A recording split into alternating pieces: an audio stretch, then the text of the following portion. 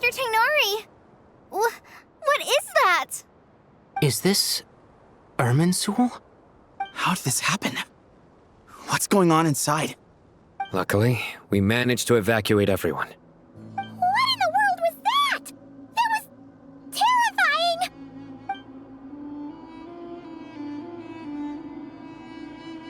Oh my.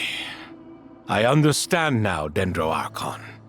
You make yourself quite clear indeed. Not once over the millennia has Irminsul been so terribly afflicted as this. Please continue, Dendro Archon. Irminsul's root system is what comprises the ley lines. In the past, it has always been hidden away, going unseen by the general populace. But now, an evil intruder is making it reveal itself. It has become a tree of unbridled greed. A clear sign that a deranged experiment has advanced to a new stage. Blasphemy. From where I stand, an experiment in the name of blasphemy sounds rather improper. But if we are to honor Dottores' will, this is what we must do. The birth of this tree proves to me beyond doubt that this incident is connected to him. But to explain the situation in full, there is someone I need to tell you about.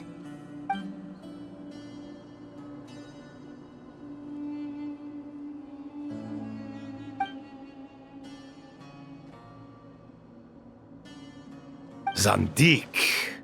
So it was him. I saw him in the desert once. A man of supreme arrogance. So this is where it has taken him. But didn't Dottore die and not cry? How is he still able to do all this? He must still have loyal followers amongst the Fatui. Even so, I'm still unclear as to how he has been able to wield such a profound influence over Irminsul. I can confirm that Fatui forces have arrived in Sumeru City. Furthermore, Irminsul seems to be undergoing some kind of mutation. Evil branches are beginning to grow. Things that do not belong to this world are slowly but surely materializing. Sorry, I couldn't think of any other word to describe it. They don't seem to be fully formed physical entities yet, after all, but they are gradually becoming real. A baleful tree climbing up into the heavens. Speaking of Dottore, I have some information on that front as well. I didn't think it was wise to state this out in the open. But my theory is, the mole wasn't cut off after he was caught. They wrote him off from the beginning. You mean, the Fatui never intended to follow through with him? Then why plant a mole at all? It's hardly a conventional strategy, and the rationale behind it is pretty twisted. But as it happens, I know someone who works exactly this way. And when it comes down to it, his goals are very simple. He just wants to confuse people, so they can't figure out what he's up to. He's been a collaborator of Dottore's from the outset. That fact alone confirms that Dottore is involved with this somehow.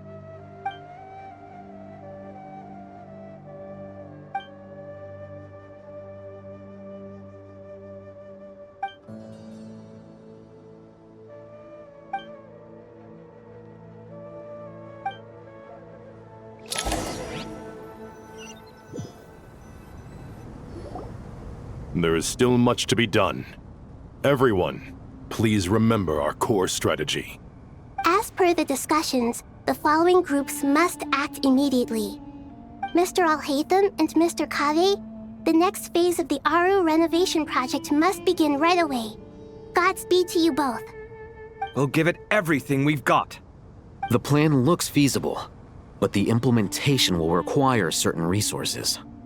General Mahamatra Sino and his team will help to procure the materials required for modifying the terminal. No problem. I've already spoken with Sethos and Hat Guy, and they've agreed to assist me. This kind of thing is best left to the fleet-footed, right? Hat Guy? If it's efficiency you're after, we're the right people for the job. Following up on the elemental energy amplifier we discussed, Ms. Dory, I assume you're the one most familiar with the status of this project. Aside from the Dendro Archon, of course. Yep, that's right. Leave it to Lord Sangama Bay. Got it. Well, I'd like Madame Farazan, Kale, and Nicole to support Dory on the technical side. You can count on us. Will do. Rest assured, I'll take good care of Kale. Dia, Candace, and Nefer, you'll be in charge of negotiating between the various parties. I trust you remember our goal. You bet. We can handle it. Good. I believe that covers everything. Tainari will provide ad hoc support as needed, if that's okay. Poor Tainari. Must be tough being Nephis' student. Getting bossed around all day, every day. Hey, don't try and drive a wedge between us, you old rascal. All it says to me is that Master Nephis has faith in everyone's abilities. While I'm nominally here as backup, I doubt there will be many situations where my help is needed. Exactly. Finally, Traveler, you and I will head to the border between Sumeru and Natlan. Once that task is complete, I'll be asking some of you to accompany me to the Eternal Oasis.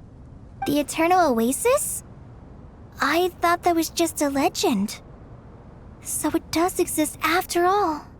Regarding your trip to Natlan, under normal circumstances, a meeting between our two nations would be a far more formal affair. Unfortunately, Sumeru is all but completely cut off from the outside world at present. So regretfully, we won't be able to give the Pyro Archon Mawika the grand reception that she deserves. My apologies for the inconvenience. No point putting too much pressure on yourselves. That goes for everyone. Right. Especially you, Dendro Archon. I'm sure you're still feeling quite weak. Don't worry about me. The Dendro Dragon's life force will sustain me. Plus, we'll be there every step of the way. Nahida will be just fine. Yes. I believe in myself. And I believe in every one of you. Well, time to get going.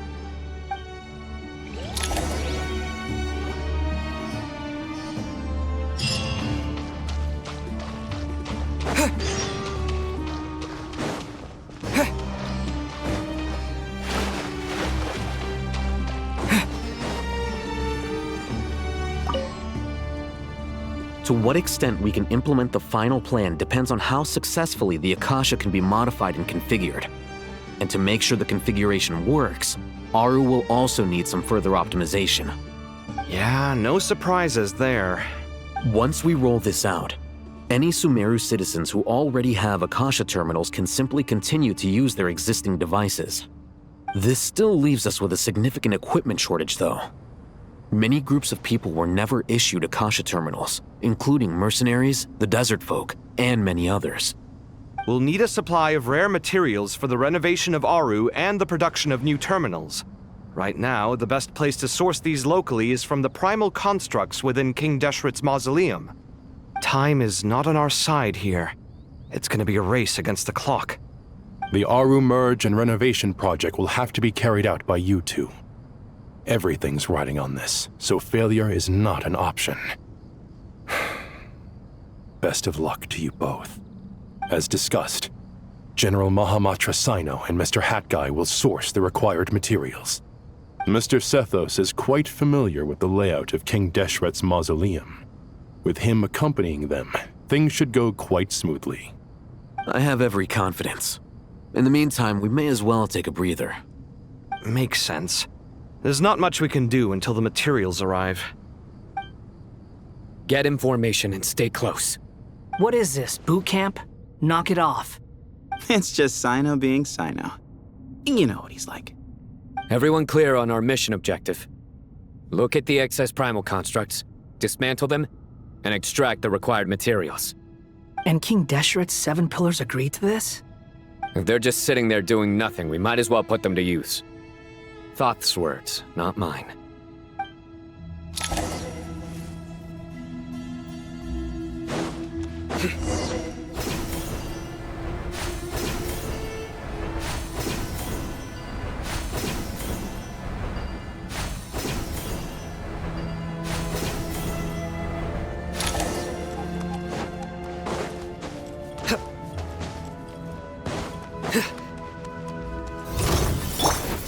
Excuse me?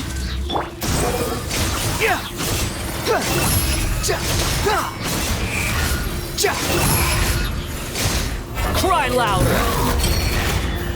Nowhere to run! Way ahead of you! To Al Akbar!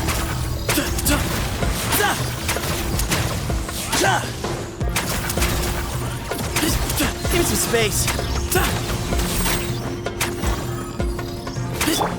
The wind rises.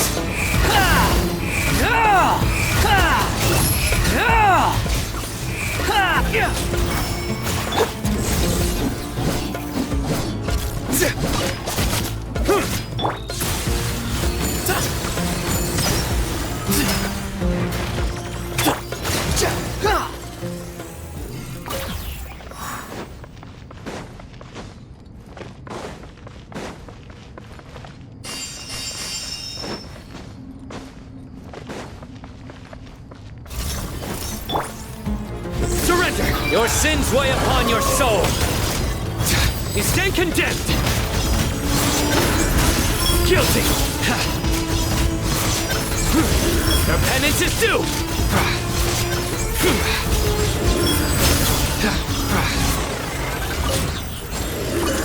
You stand condemned! Behold!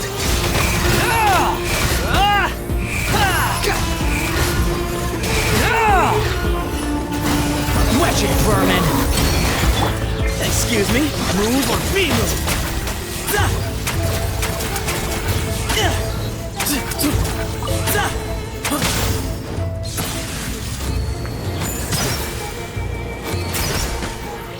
Nowhere to run! The wind rises. These devices should still be usable even though they're broken down. Let's take them back for the others to review.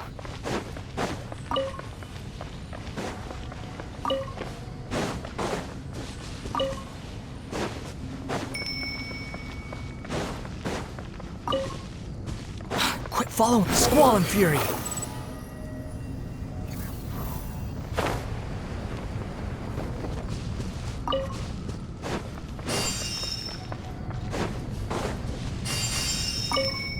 Behold!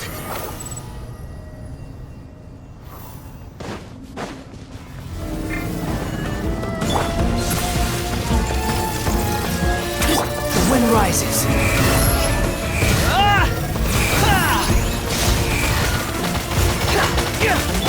Surrender! Through me, justice is served! Guilty! You stand condemned! Guilty!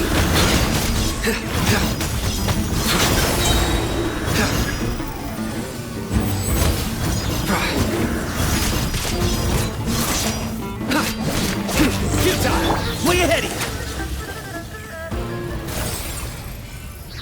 How many do we need again? Enough to make an Akasha terminal for everyone who doesn't own one. I remember you telling me how revolutionary these Akasha terminals were. You've used one before, right? The academia declared the Akasha to be the most powerful and comprehensive wisdom dissemination system in history. That should give you an idea of how powerful it is. Certainly sounds impressive. Neither Hat Guy nor I have ever had an Akasha terminal. Well, if it all goes to plan, that's about to change.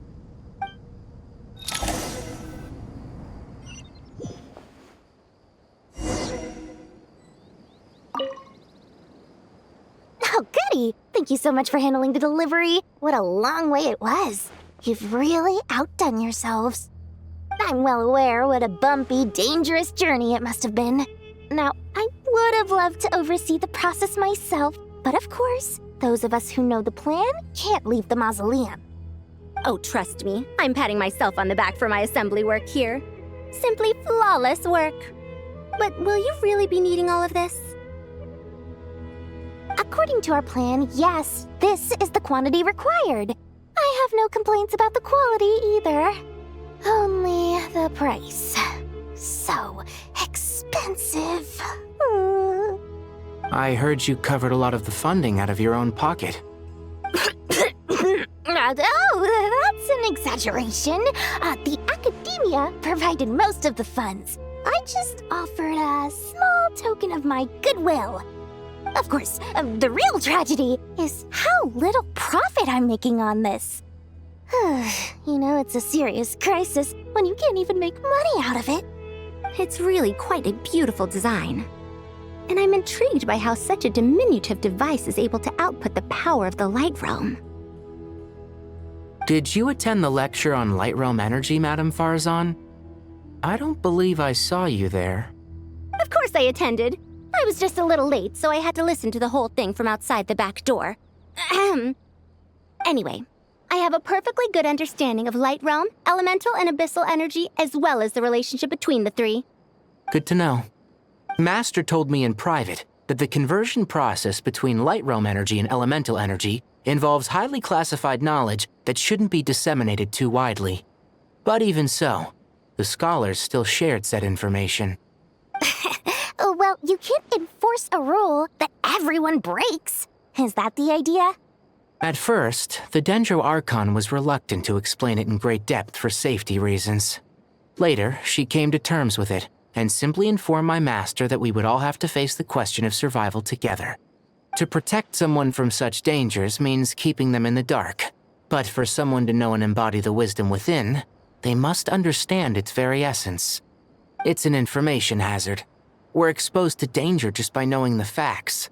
And just like bait, it lures us in by offering us the solution to our problems.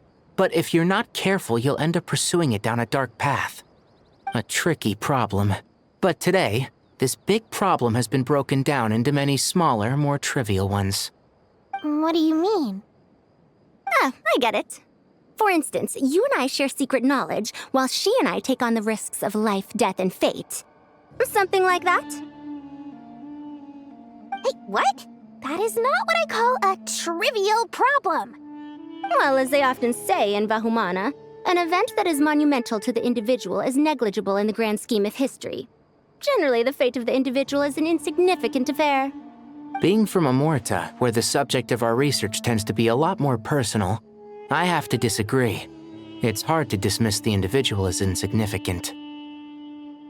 In other words, the big problem of survival has been broken down into many small, interconnected factors, and each one of us represents one of those factors. When the same secret is shared with a group of people, the same fate binds them together. Most people would find this unimaginable, but to us scholars, this is the path that has always beckoned to us. Sharing knowledge is a good way to fight against fate. I will always believe in that. All right, I think that's everything. Thanks a lot. But don't go anywhere just yet. I'll still be needing you to calibrate the equipment.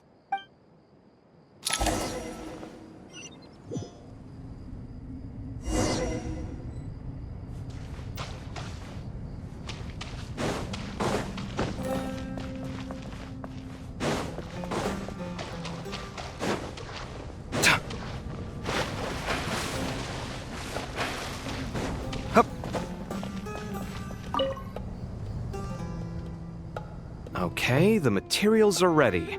We can proceed with the next phase.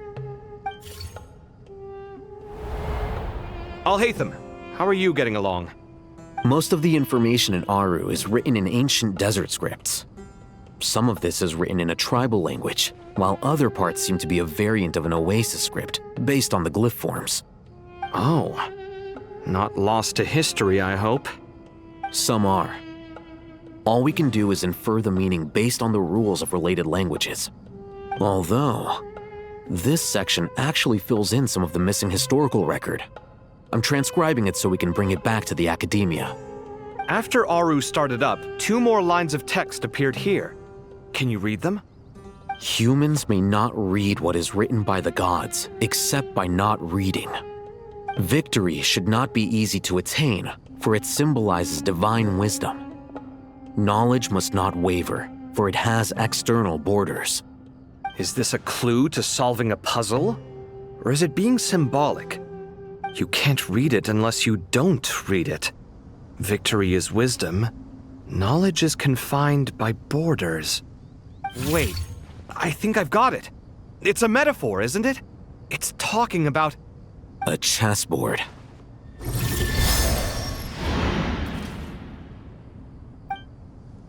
You were right. The youth of today are skilled at solving riddles. Have the secrets buried in the desert not been unearthed over the years all the same? Since Aru is a place reachable through wisdom, this day was bound to come sooner or later. Oh, I've always been against overly cryptic sentences. Don't you get tired of reading and writing all that? Ah, it's you three. Just in time. We've been delving deep into Aru, and now this board has appeared. I've heard this was how you'd while away your free hours. You must be quite the experts by now in that case. It is true. King Deshret's chess games are some of the most well-loved of all his wonderful creations. If you have ever been to Safhe Shatranj, you may well be familiar with the chess pieces you see here. Is this chessboard supposed to be another visualization of the interior of Aru, then? Naturally. Visitors, everything is ready. Only by completing the challenge on the board in accordance with the rules will you be permitted to overwrite Aru. 1 second. It's not dangerous, is it? Dangerous? Why, yes, of course. I should be the one to go, then. Wait for me here. Sounds like the self-confidence of our present company has rubbed off on you. Don't be ridiculous.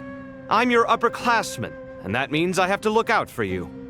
I appreciate the sentiment, but a game of chess typically requires 2 players.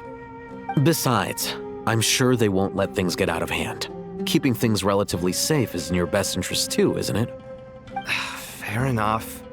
I mean, you guys are controlling the difficulty, so please don't go too hard on us, all right? Ah, but Bennu said he wanted to put some respect into these whippersnappers. All right, all right. Thank you. Obviously, we'll still try to be careful. This doesn't seem like ordinary chess. Is the goal to defeat the opponent? No, you must enter the board and pass the trials we have placed there. Ready? Let's do it.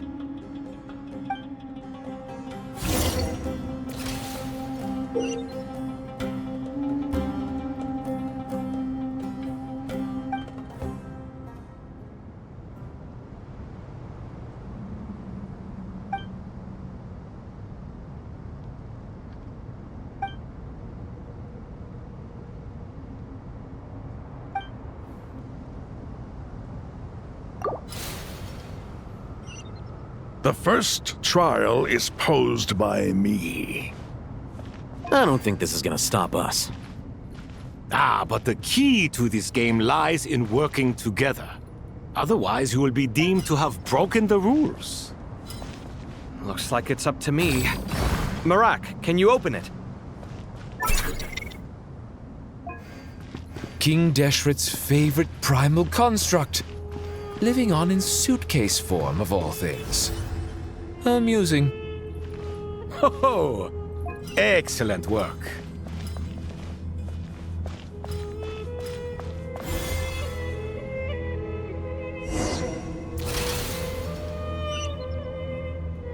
Now is the time for my trial. Now, don't be nervous. I'll make it nice and easy for you. Really? Thanks in advance. We appreciate it.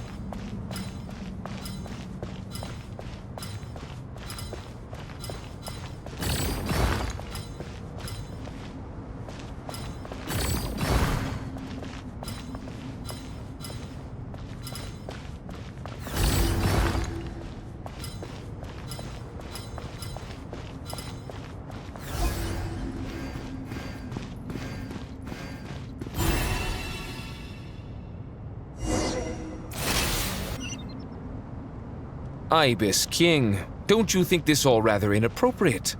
You may as well be handing them victory on a silver platter. Do not expect me to follow your lead. Ha! Suit yourself.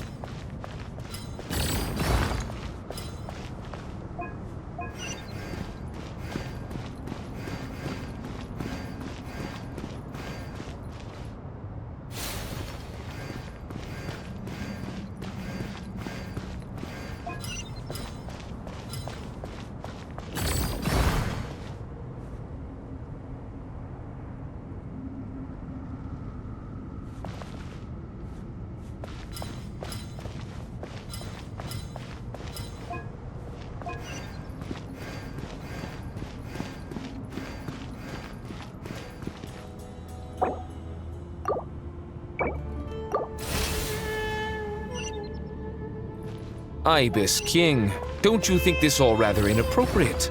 You may as well be handing them victory on a silver platter.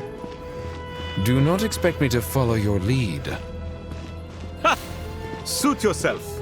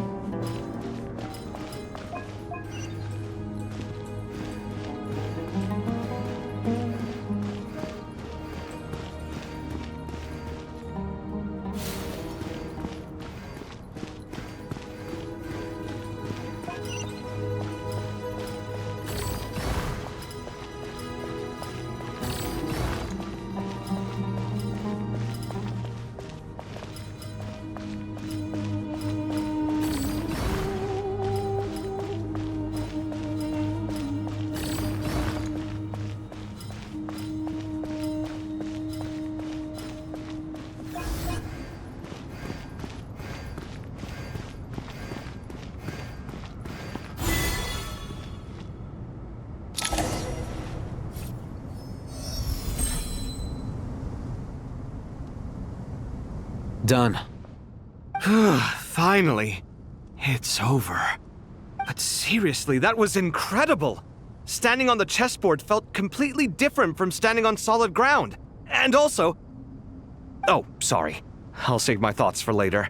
Thanks to the three of you for helping us out with this. Is it just me, or were you giving us quite a lot of guidance along the way? We made but a humble contribution. You lived up to our expectations. Bravo!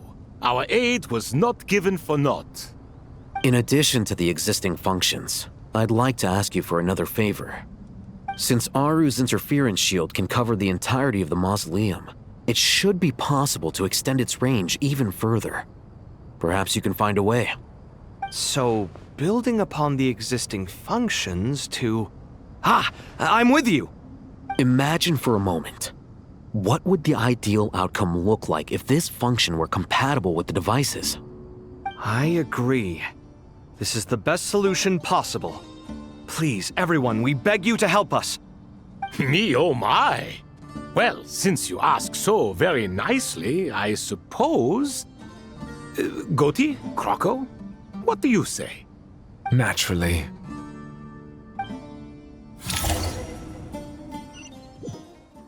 Time to go! Let's go find Nahida!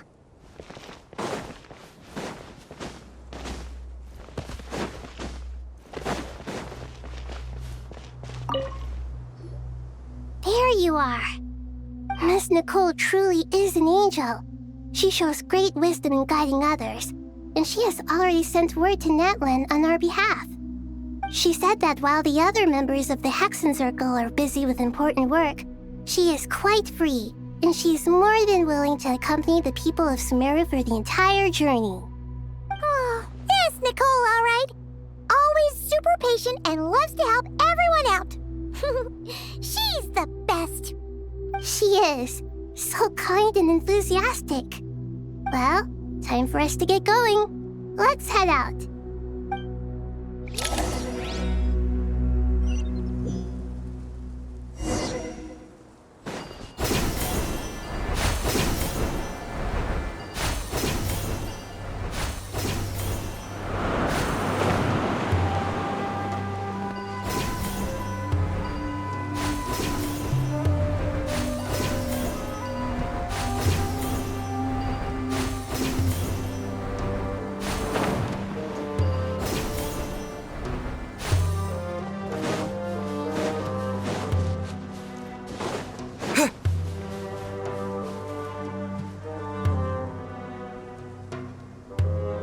This should be one of the closest places to Natlan in all of Sumeru.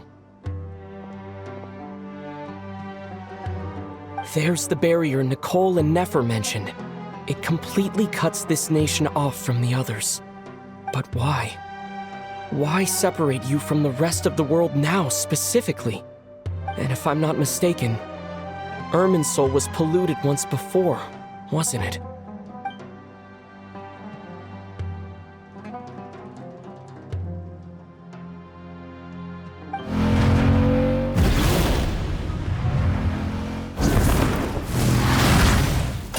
Good question. I'm wondering the same thing myself. That voice. Mawika! You got here pretty quickly. Hello, traveler. It's been a while. Hello there. Hello, Dendro Archon. Mawika, I apologize for asking you to meet at the border on such short notice. I also apologize for not being able to greet you in person. The form in which you see me now is one carried by the Traveler. The real me is inside the mausoleum of King Deshret, and I am reaching out to you with my mind from here. Irminsul has been infiltrated by the Doctor. We must be on our guard, as he can spy on information in the world from within the tree. Fortunately, there is no record of the Traveler in Irminsul, and you are still within Natlan's borders. My records will be preserved in the Night Kingdom, rather than the ley lines. As long as the Night Kingdom remains disconnected from the ley line cycle, the Doctor has no way of knowing my movements. Exactly. So by meeting each other in this way, the meeting essentially never happened. No wonder Paimon didn't come. You were concerned that her activity would be recorded by Irminsul. The Natlanese have heard about the situation in Sumeru. With the borders sealed off, merchants have been forced to stop their shipments. It's pretty serious, and you're the ones bearing the brunt of it. I'd like to address the question you raised at the beginning. I can offer a brief explanation, although it will sound rather cruel. I don't reach this conclusion gladly, but Irminsul predates the heavenly principles. It existed long ago, when the dragons of Natlan were at the height of their power. So even when the people of Sumeru became ill because of pollution, it was not a critical issue from the perspective of Irminsul itself. As long as it continues to function normally, the barrier will not be activated. But this time, the Doctor's invasion has directly affected the tree. That is what caused the barrier to deploy. The heavenly principles established a rule that when Irminsul is plunged into grave danger, a portion of power will be reserved to isolate Sumeru. That way, even if Sumeru is destroyed, the outside world at least has some time to catch its breath. We'd certainly need it. The heavenly principles created almost everything that exists in Teyvat today. To them, preserving the existence of the world and its inhabitants takes priority over protecting Sumeru. Meaning, protecting Sumeru now falls to you. Yes. My own power may be limited, especially compared to yours. But that doesn't mean that we're just gonna sit around and wait for the end. If necessary, I will utilize any and every means at my disposal. Nicole of the Hexen Circle didn't say exactly what this meeting was about, but after hearing everything you've said so far, I think I can guess where this is going. That's right. Nahida and I discussed it at length. We both know how presumptuous this is, but... You need the pyronosis, don't you? Yes, you guessed correctly. Originally, I only intended to borrow it, but the situation is far graver than I foresaw. So instead, what I ask of you is to please give the pyronosis to Sumeru. Why do you sound so nervous? There's no need to be shy. Surely a gnosis is pretty important to a god. I guess, but It's not as if losing it would suddenly render us powerless. But I'm sure you don't need me to tell you that. With all the nations you've traveled to, and all the gods you've met, you must have realized that by now. As far as I'm concerned, a Gnosis is basically an elemental energy enhancer. But I don't usually use it. You know me. I like to think I'm pretty strong without it. Yeah, not about to dispute that. So you see, you don't need to sweat it. Here, take the Pyronosis. Huh? Just like that? Uh-huh, just like that. To tell the truth, I've always toyed with the idea of giving it to someone who needs it more than I do. I know you accompanied Nahida here to try and increase the chance of success. It's a good thing you did, because your involvement is one of the main reasons you've managed to persuade me. Are you sure about this? Handing over your Gnosis just because of me? I won't try to quantify it, but trust me, handing over the Gnosis to Tumaini is far from the craziest idea I could think of. Besides, even if you hadn't come here personally, I think I still would have agreed to Nahida's request. Irminsul doesn't just affect Sumeru.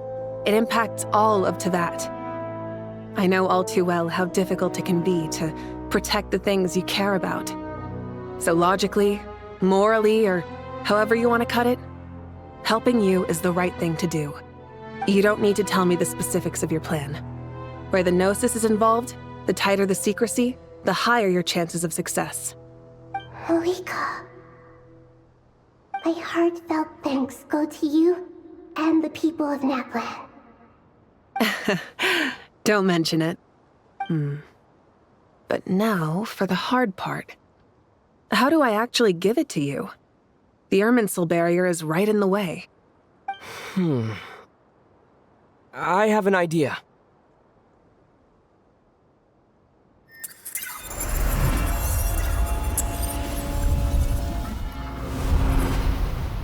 Just as I thought.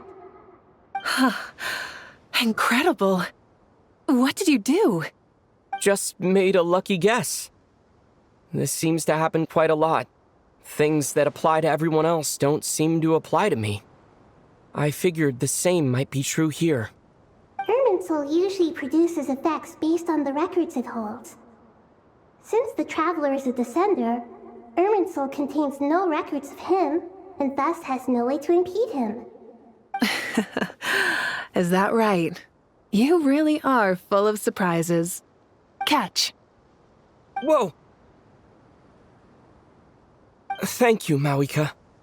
Thank you for trusting us with something so important. All right. No need to get so formal. It's not like we're strangers. Besides, there's still one problem. You might be able to pass through the barrier, but I don't know about the Gnosis. Any other surprises for us, Traveler? Let me try something. I have the Pyronosis in my hand. It feels strangely ordinary. Not particularly heavy, and yet, this tiny thing symbolizes the mighty authority of a god. I need to think hard about my memories of Pyro. My memories of journeying through Natlan. All those important experiences I've had. The Gnosis disappeared. Traveler, are you alright? I'm fine. The Pyronosis disappeared into my body. Just like phlogiston. Maybe it resonates with you because you've mastered the power of phlogiston. You might not be recorded in the ley lines, but you're still our Tumaini. Whew.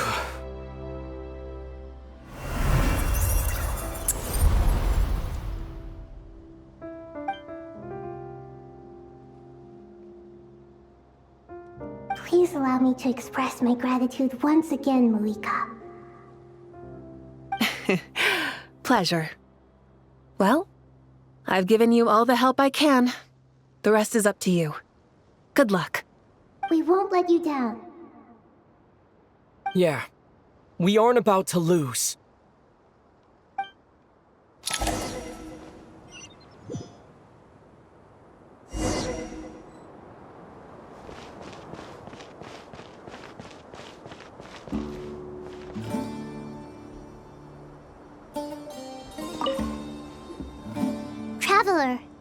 Paimon. How are you feeling? Paimon's a teensy bit nervous, but only a teeny tiny bit. Seems like she's gotten way braver over the last few years, huh? Of course. After all the adventures you've had with the Traveler, I'm sure you've gained a lot of experience and grown as a person. I'm doing all right. What about you, Nahida? How are you holding up? With the negative effects of Irminsul, I'm a bit like a piece of fruit that's been burrowed into by hungry insects and left to rot. I'd be lying if I said it was nothing. But please don't worry.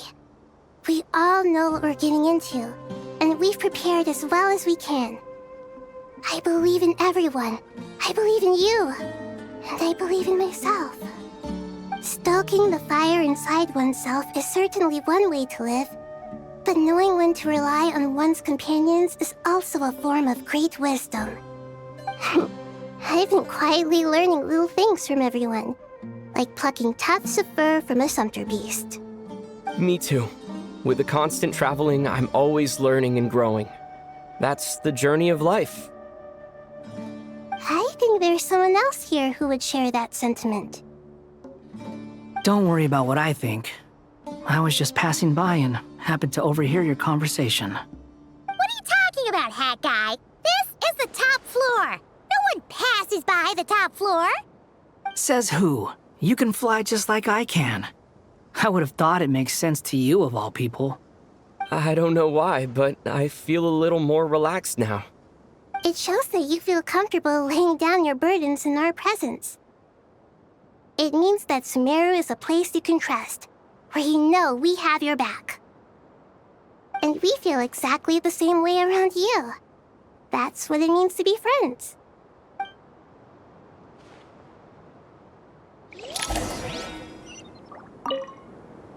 Feel free to mingle if you'd like some time to catch up with people. Just remember to get a good night's sleep when you're done. Tomorrow is a very important day.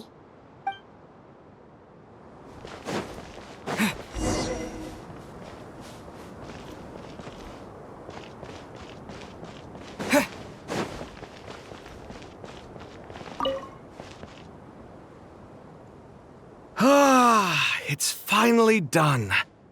Ugh, but I have a nagging feeling that there's something I've forgotten. Oh, there you are. Everything wrapped up on your end?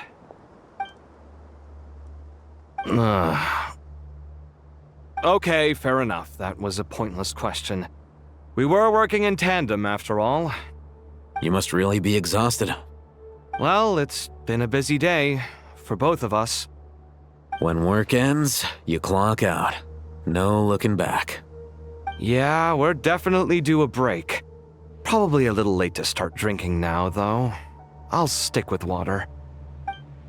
Here, this one's for you. Thanks. You want a bite to eat? I can grab us something. Or wait, I think there's a stove nearby. Let me take a look. Are you nervous? A little, yeah. Unlike you, it seems. How are you not feeling at all nervous? Because everything that happens next is beyond my individual control. I don't worry about things I cannot influence. What do you mean, cannot influence? You're the one who came up with half of the strategies we ended up using. There's only so much I can do. I was only doing my duty. Was it like this last time, too? You mean with Azar and his accomplices? Yes and no. The situation back then was easier to control, but we weren't as prepared as we are this time. So the enemy is stronger, but so are we. I still vividly remember the way you interrogated me in the library after the fact. Where were you when Sumeru needed you most? If your memory is so vivid, you might also recall that it was you who came looking for an argument. You're often the one who initiates these things, you know. I came for a conversation! I didn't know it was gonna turn into an argument! Anyway, at least I showed up this time. So, what do you think? What do I think? I think we're certainly better off for it. It's good having me around to help out, huh? Absolutely. As a citizen of Sumeru, You displayed a remarkable sense of responsibility in the face of disaster. Certainly feels that way. I just shudder to think how the world would have ended up if we hadn't gotten control of the situation. So, do you think this is what impending disaster looks like? The sky is so clear, and there isn't a whiff of decay or destruction in the air. It's hard to imagine that the fall of humanity could happen on an ordinary day like this. Awful things happen all the time. Sometimes people can stop them, and sometimes they can't. What you and I have done is increase our chances of stopping this one. Lofty ideals may provide no defense at all against nihilism, but perhaps little decisions can. Oh, nothing. It's nothing. I hope everything works out tomorrow. It will. As long as we stick to the plan, our chances of success are good. It's really strange. You're my junior, yet you always seem to act more like an upperclassman than I do. I think it's mostly a matter of temperament. Ugh. Walked right into that one, didn't I?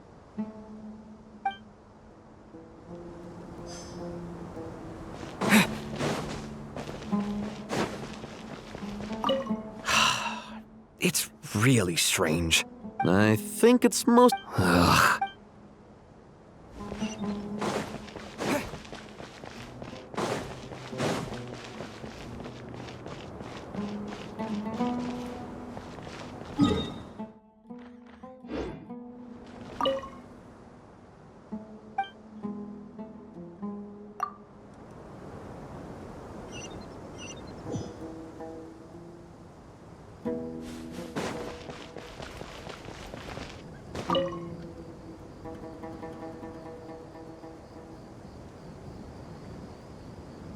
Look at the time. I should head back.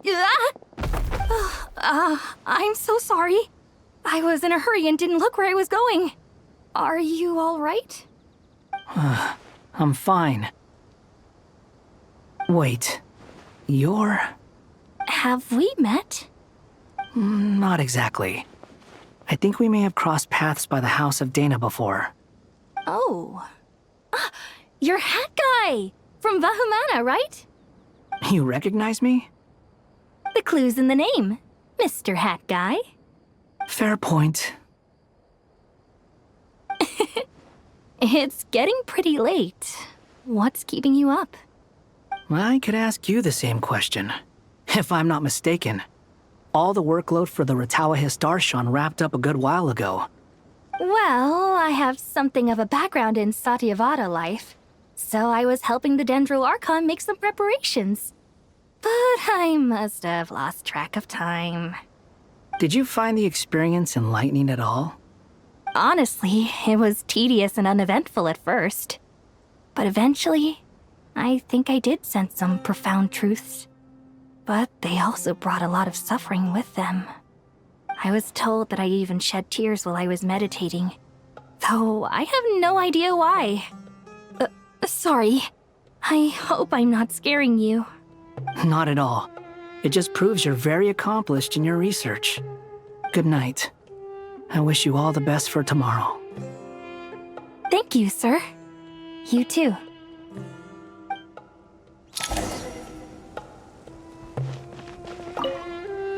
Good night. Thank you, sir.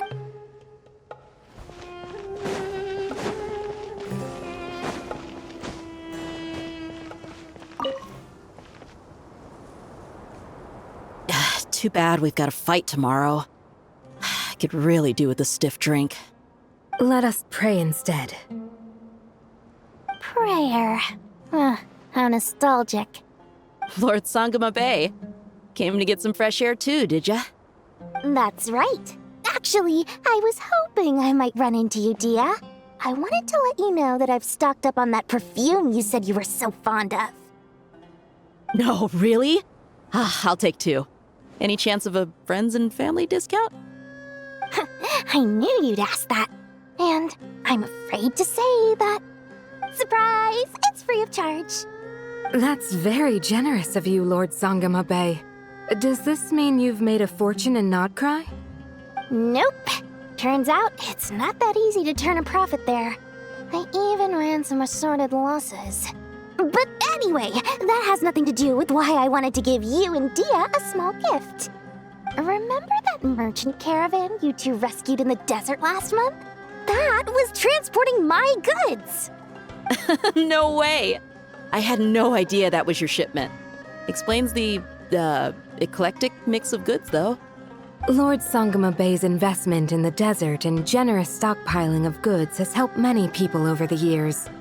The shelters you funded especially have made life a little easier for the children and the elderly. Wait, how did you know about that? Oh, I see. Nefer told you, didn't she? That pesky lady. Aren't intel brokers at least supposed to charge for divulging people's secrets? She and Candace go way back. It's normal for close friends to share things you wouldn't tell to everyone else. Sure, but why did they have to be things about me? That's how Nefer shows that she cares. She wishes for all of us to know what a generous person you truly are. It must be hard trying to make a living far away from home. Just because we can tell what kind of person you are doesn't mean everyone else can. Well, maybe her intentions were partly good, but I don't think that's the full story. I'm sure she enjoyed knowing how much it would annoy me. I'm telling you, Nefer's got a mean streak. Definitely with you on that. Does praying help you stay calm? Defending one's home is a just cause. My heart is filled with a mix of anger and hope. Anger. You know, being able to get angry is a good thing. It shows that you're in touch with the real world, and that you have the passion to pursue something you believe in. My lady? What are you doing out here? Just taking a walk to clear my head, and look where I ended up. Were you praying just now? Yes, Miss Dunyarzad. Would you like to join us?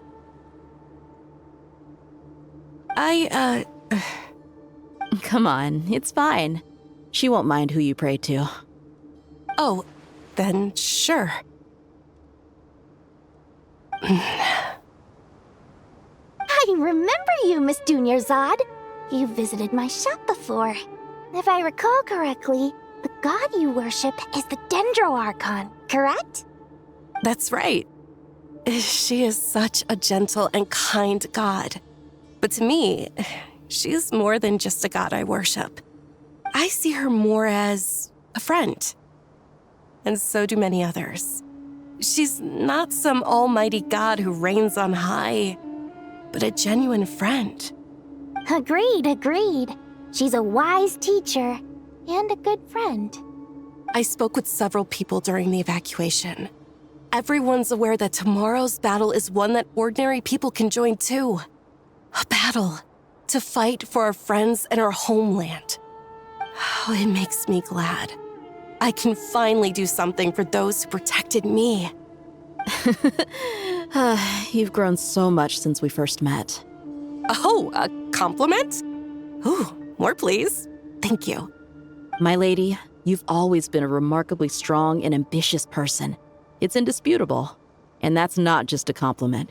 It's a statement of fact. What are you praying for? Our beliefs may not be entirely the same, but we both wish for the same thing. I pray that everyone will rise to the challenges ahead and return safe and sound. I pray for the safe return of all my companions.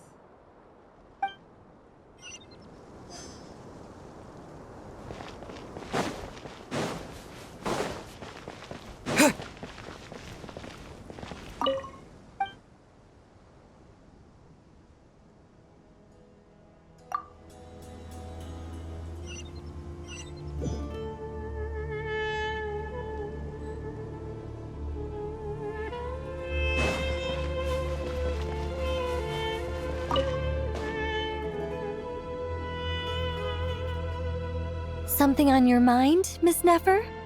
Nothing in particular. It's just, right now the future feels strange and unfamiliar. But the future has not yet arrived.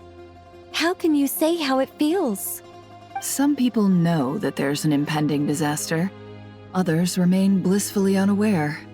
Each group is imagining an entirely different future while walking towards the same one. But when they get there, they'll still find they feel differently about it. People are shaped by their circumstances. Different circumstances create people with different perspectives. I've always found the perspective of the Vahumana Darshan to be a particularly incisive one. Even at the height of the crisis in Nodcry, people held diverging opinions. But things are different this time. Indeed. Regardless of faith, gender, wealth, skin color, or eye color, everyone in Sumeru knows what will happen tomorrow. The world has never been an especially fair place. Yet now, against all odds, a moment of unprecedented unity and equality is about to take place. It's fascinating. If only my father could have lived to see this era. Era. To me, that term represents a much greater span of time. It can be an unsettling word. I would even say I'm afraid of it. Do angels even feel fear? Yes, at least I do.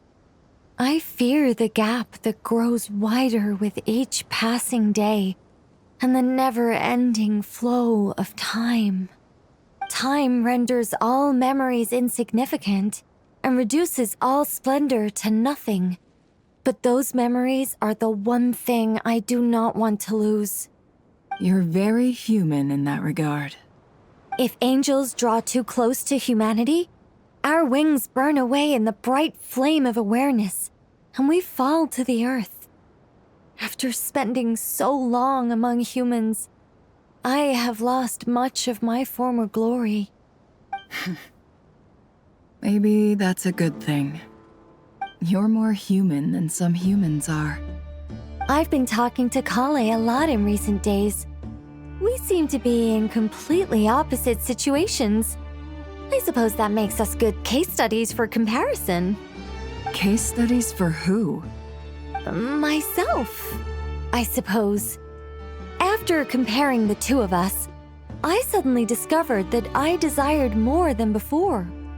It was a gentle, pleasant sensation. Just as most people pursue glory and miracles, I too am pursuing miracles of my own. Guiding humans to make the miracles in their hearts a reality. That is my miracle. It doesn't sound so bad, does it?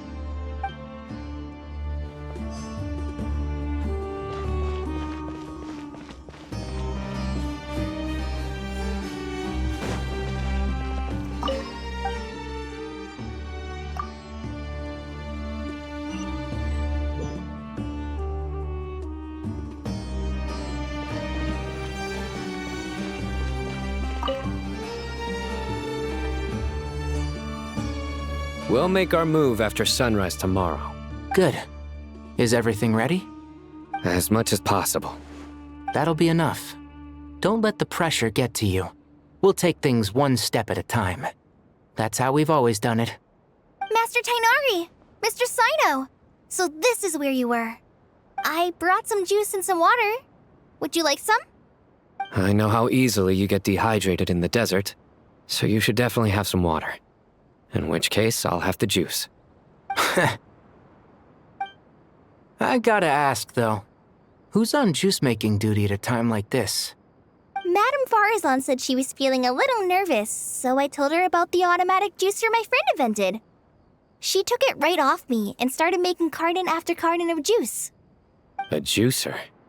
Did Sucrose send that to you? Yeah. I hadn't had the chance to try it out before this incident occurred, but I couldn't bear to leave it behind in Gandharvaville. The juice is very sweet. I think so too. Kale, how are you feeling? Physically, I'm okay, but it just still feels strange to me. Why would a great power like this come to someone like me?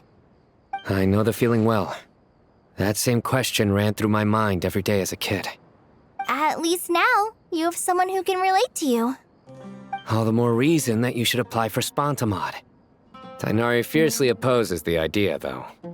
Those two things are completely unrelated. What are we all chatting about, Would anyone like any juice? Oh, you have some already. I had some earlier, ma'am. Maybe give the extra to someone else? Very well, very well. I shall be off then.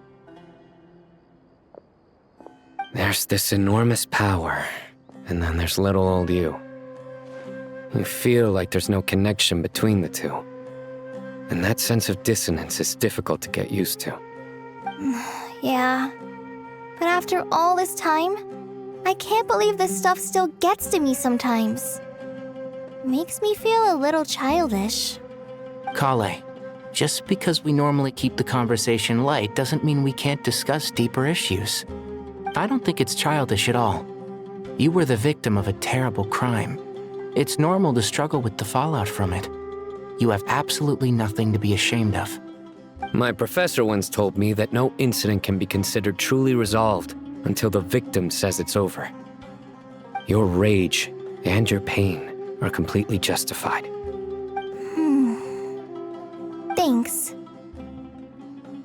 Miss Nicole said that the same god remains which were once used to inflict so much pain upon me have now become a weapon with which I can protect everyone. It's like my own personal kind of evolution. Every innocent person who's been hurt needs time to realize that it wasn't their fault. I was the same, but it's all about to be over. Tomorrow, it ends for good. I don't know if you've noticed, but you rarely stumble over your words anymore, and your outlook has become much more positive. It's a big change from how you used to be. And since this isn't over, you can settle the matter on your own terms.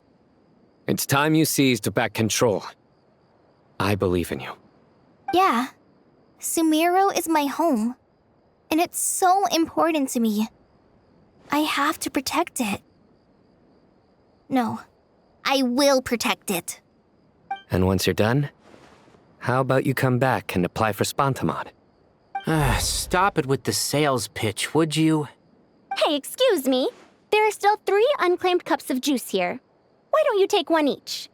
Ugh, my arms are getting sore from carrying them around everywhere. Madame Farazan, why are you...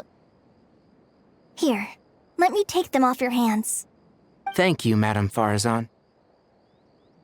Drink up and enjoy my handiwork. I think I'm going to make something else now instead. Please, try to relax, Madame Farazan. Your nerves are starting to get the better of you. I know, I know.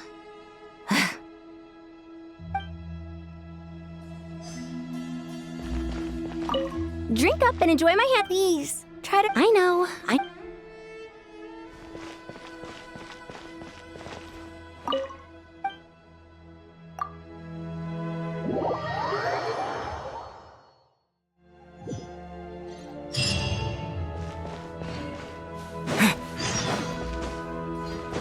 Time to go!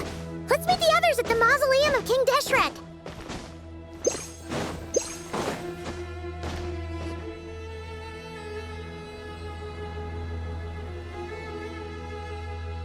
I have not felt this way in a long time.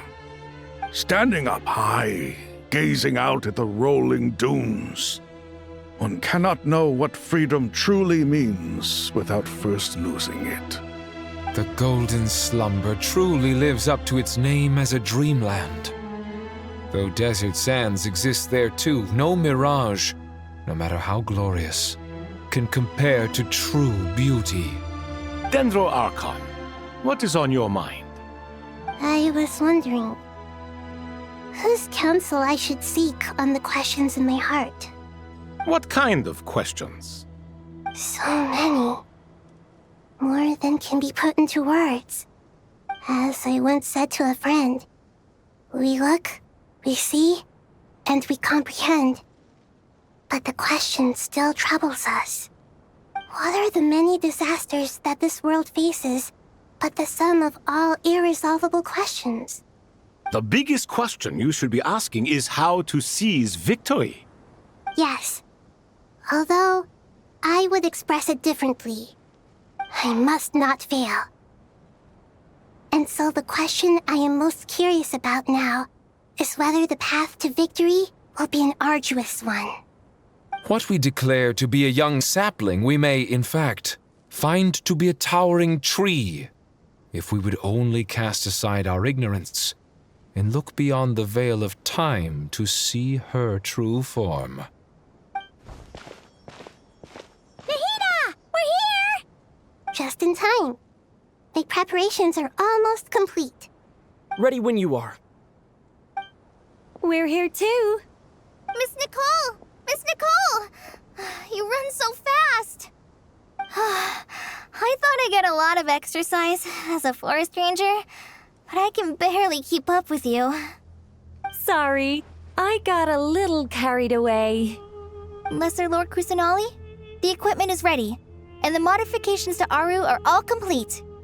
As discussed during our meeting, Accessing Irminsul via the Akasha is no longer feasible at this stage. There are other options, it's just... they're a little more extreme, and more technologically demanding to implement.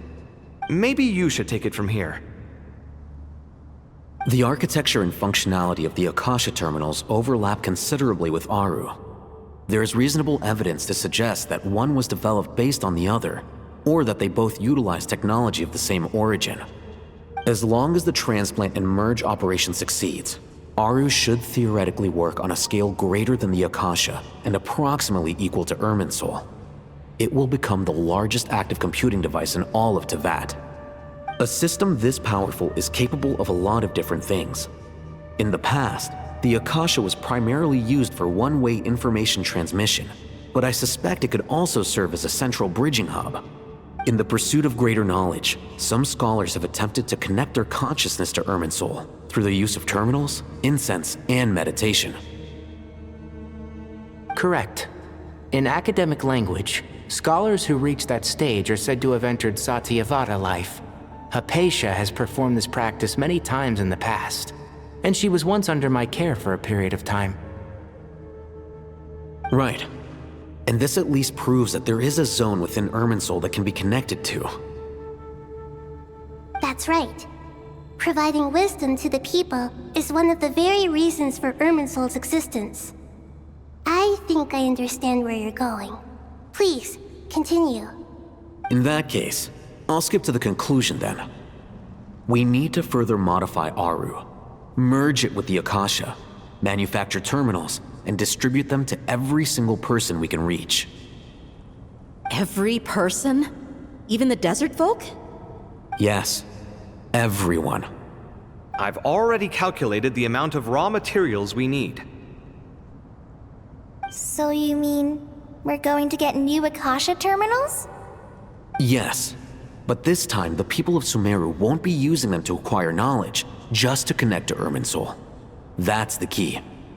When we evacuated the city, we brought all the important assets from the House of Dana, in case we ended up needing them. Fortunately, this included the Akasha system's main terminal. We've checked all the relevant records, and one thing is certain. Nothing like this has ever been done on this scale before, so... Everyone in Sumeru is part of the plan. Whoever controls the people controls the situation.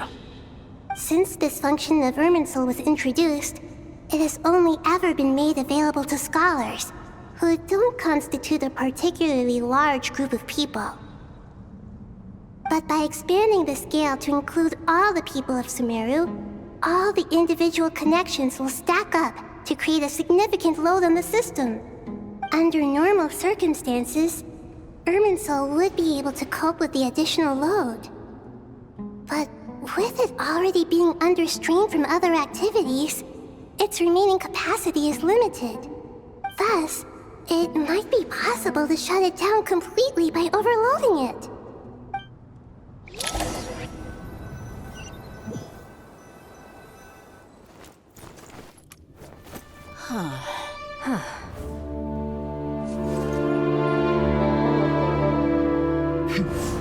counting down. 3, 2, 1. Are you ready? Ready!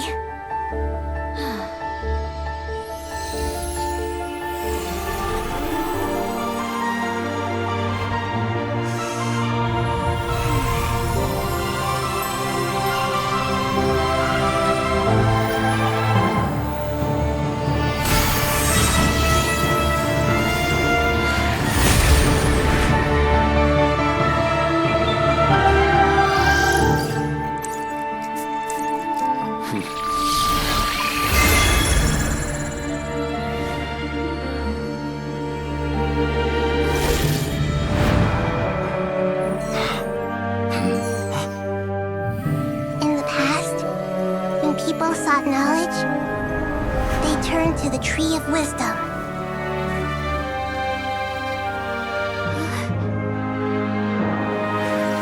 Today, we use it to save Sumeru and the whole world. These boughs that nurtured learning must not become tools for destroying the world.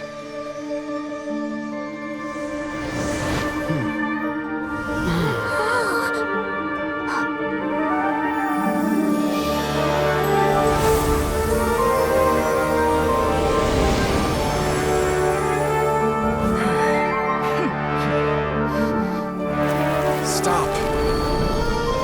Please stop. End this transformation.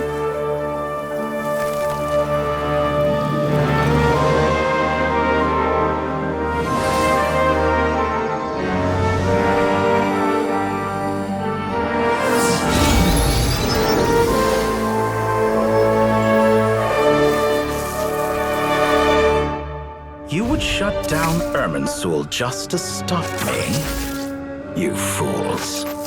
I have all the time in the world.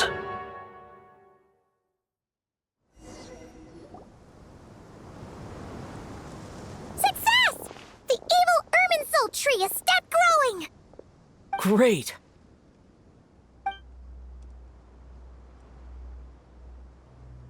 What a display of true courage!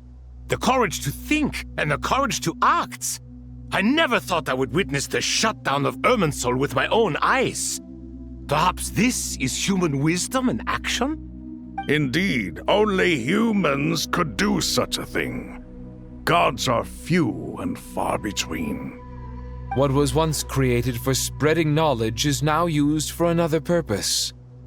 A rather ingenious plan. I am grateful to you three for your help. Only thanks to you were we able to extend Aru's interference capabilities to cover all terminals. Now, nobody who wears a terminal will have their activity accurately tracked by Irminsul. No matter how many eyes Dottore possesses, he will not be able to see us clearly. Now for the next step. I will need the help of your supreme powers once again. How might we be of service, Lord of Dendro? I need to reach the Eternal Oasis immediately. Right now?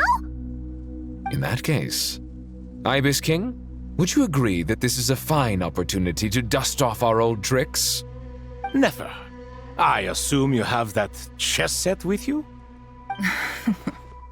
You mean the one you gave to me as a gift? Asking for it back, are you? How could I? You misjudge me. I just wanted to show you another way you can use it. Connect to Safhe Shatranj.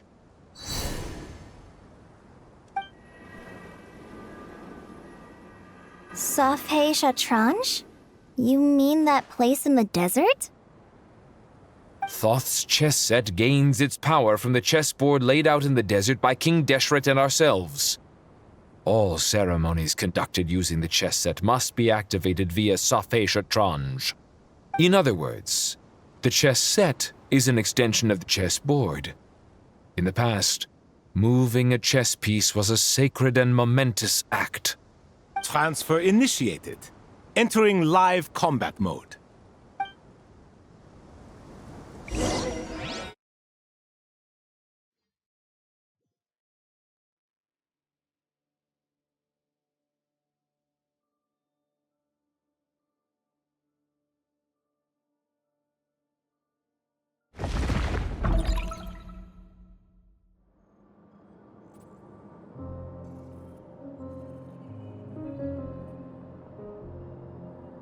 We haven't heard a single word from our spy in the desert. I'm afraid he might have been captured. Never mind. But we spent years turning him. And a lot of Mora. Nothing comes for free in this world, but the loss is not without its purpose. For a small price, we have wasted a precious amount of the limited time they have. Quite a bargain, if you ask me.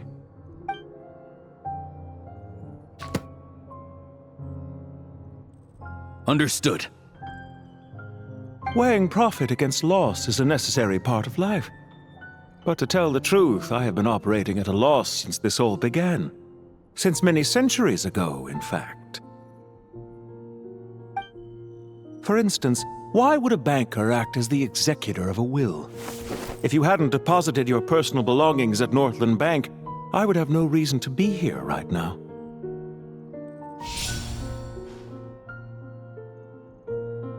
Dottore, I've placed your final data backup into the ley lines as per our contract.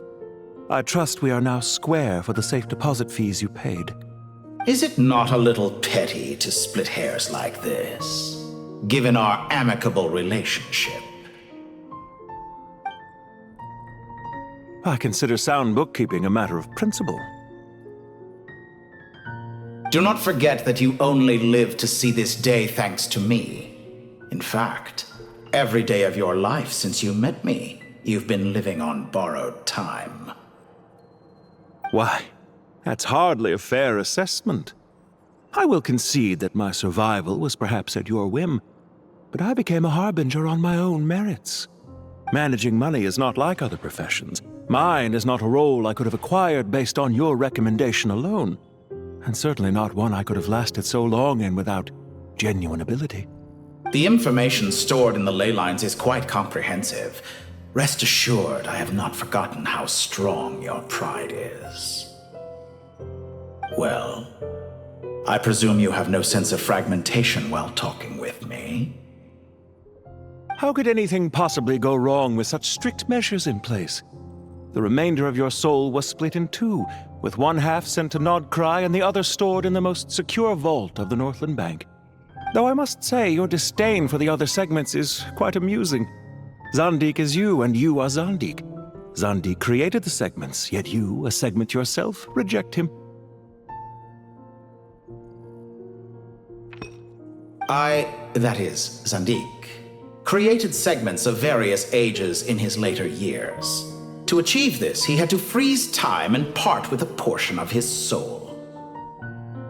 But as constructive as it sounds, it erases my uniqueness. If each segment is equally me, then by the same token, none of them are truly me. A soul living forever in the past inevitably holds different views than he did in his later years. The same thing that completes me also restricts me. You too might ask yourself which stage of your life you want to be preserved at. The day your business failed? Or the day you were framed by a gang and sold off to a medical lab as a test subject? We needn't dredge up the past. This undesirable plan was eventually scrapped. Lesser Lord Kusanali was quite right. I needed an opportunity to eliminate myself. And after that, I concluded that there was no more effective plan than directly splitting the soul. Once the soul is transferred out, you will find that creating a physical body is far simpler than creating a puppet. The other half of your soul suffered a crushing defeat in Nodcry, you know. And yet in the process, I obtained the information I always wanted, did I not? Because now we finally know where the best testing ground truly lies. I once thought your ultimate goal was to ascend to godhood, but as it turns out, that was merely one of your experiments. Experiments take many forms. Most people are too eager for success, too fixated on the end goal. They forget that the experimental process itself is just as important.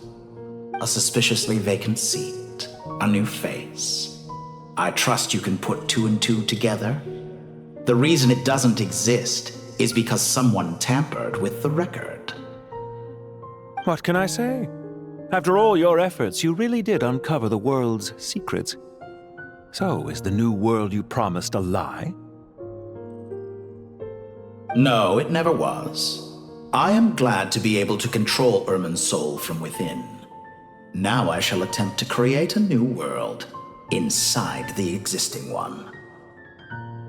Almost everyone faces the prospect of death, but not a single person has ever been able to experiment unrestrained in the afterlife through sheer force of will. I am the only one to have overcome this enormous challenge.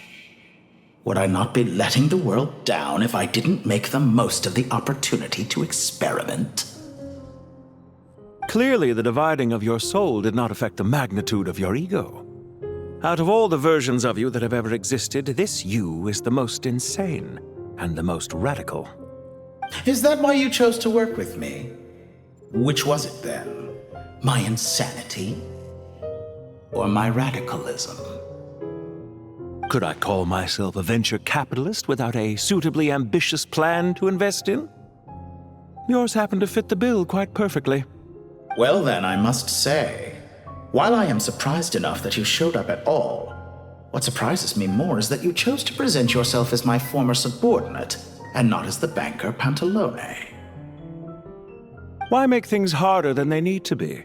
Exposing my true identity in a situation like this would only serve to destroy diplomatic relations between Snezhnaya and Sumeru. I daren't imagine the consequences. Showing up in the name of the original antagonist gives you the recognition you rightly deserve, while also being sensitive to Snezhnaya's predicament. It was an easy win.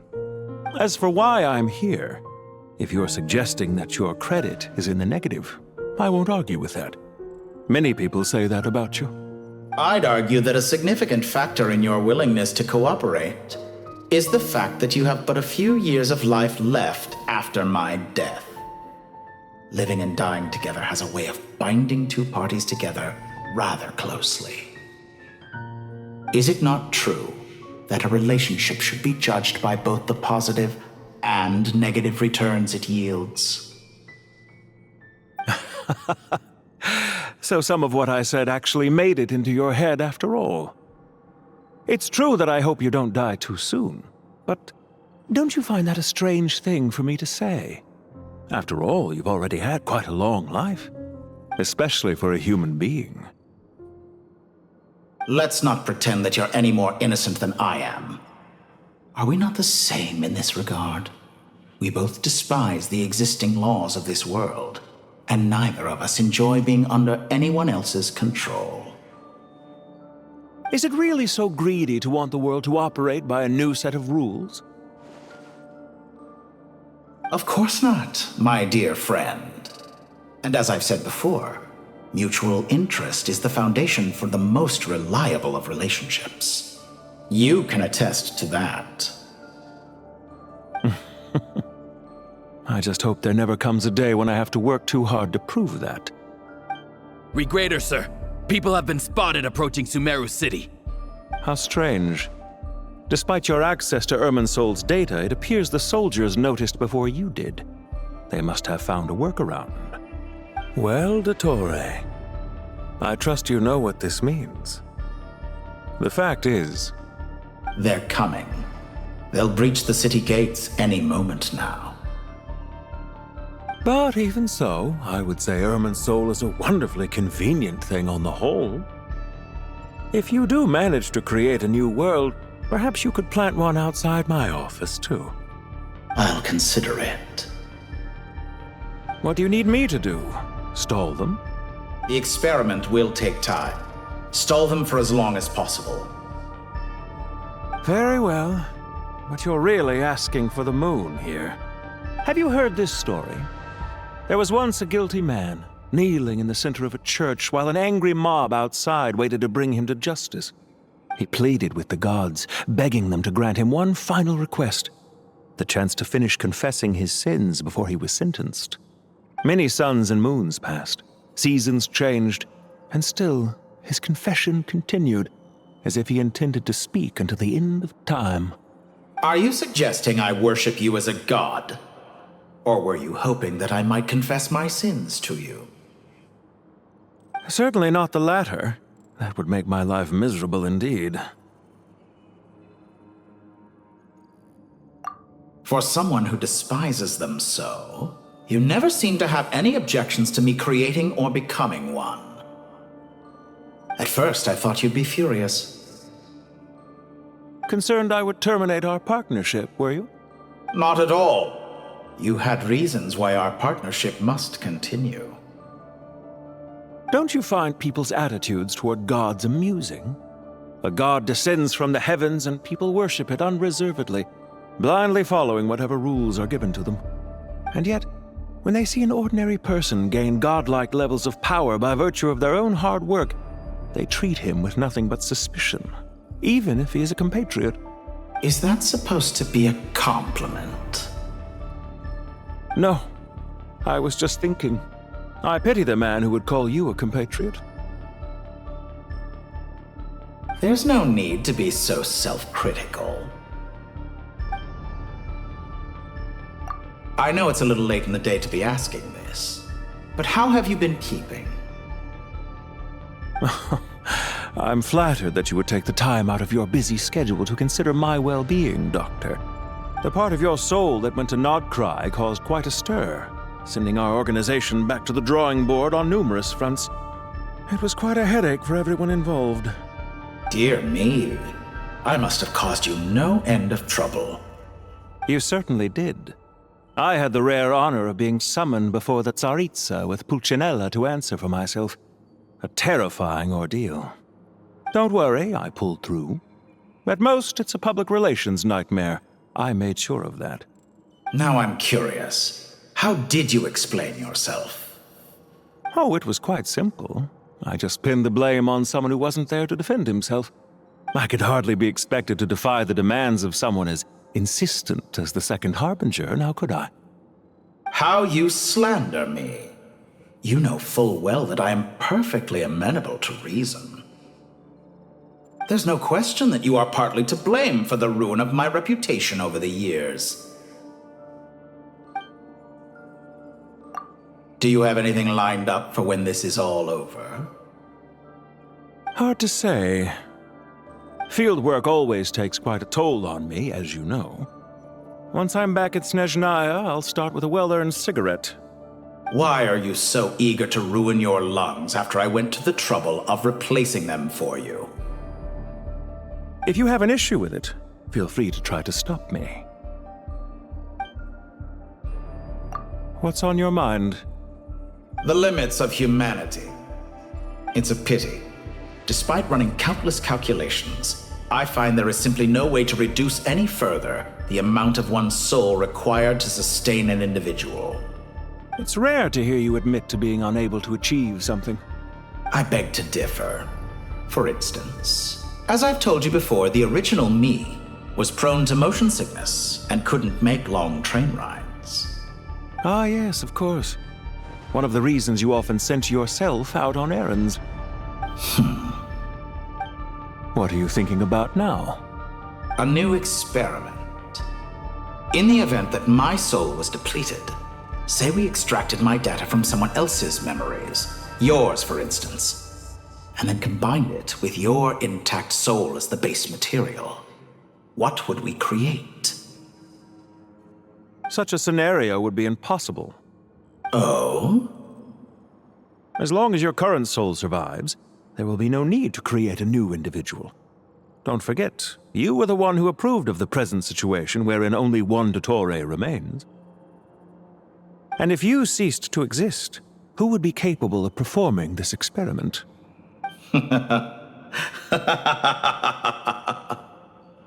Since the day I met you, you've always excelled at talking your way out of a quandary. Isn't it a little too early to be saying goodbye? Not that I wish to keep you from your business, of course. Very well. Let's leave the conversation there for now.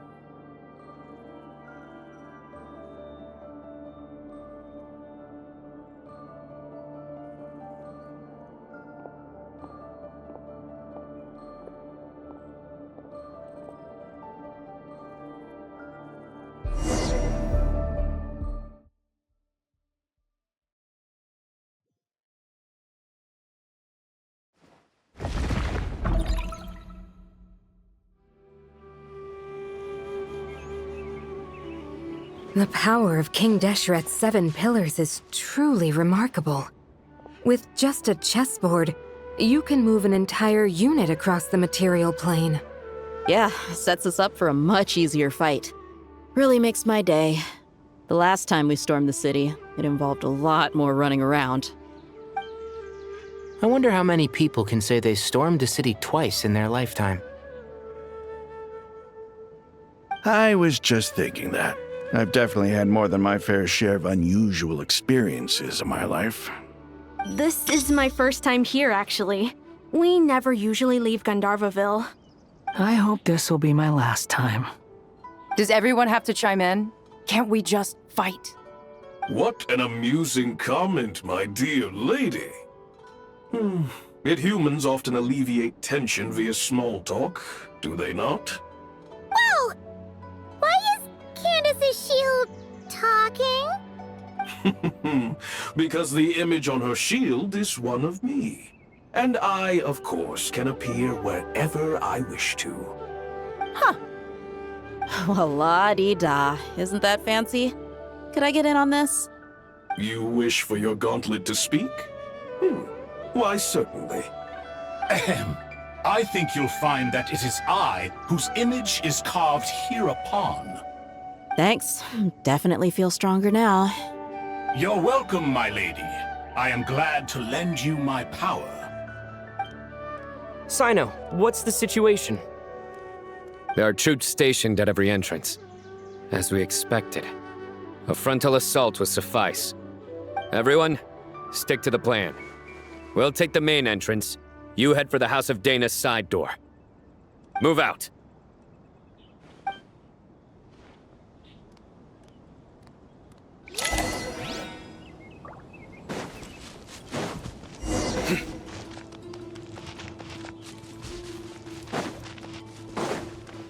Out of my way!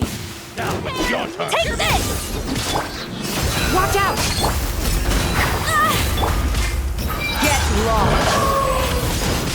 Whew. Thank you, Jet. You gotta be more careful. If you're not ready to put your life on the line, you can't be certain of defeating your opponent. She's right. Keep your wits about you, Rana.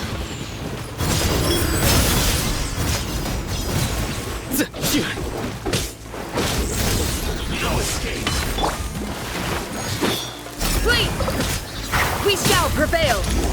Can't run from Take them out and secure the harbor. Reinforcements will arrive by water. Consider it done. Show no mercy! Your penance is due! You stand condemned! Your penance is due! Winter. You stay condemned!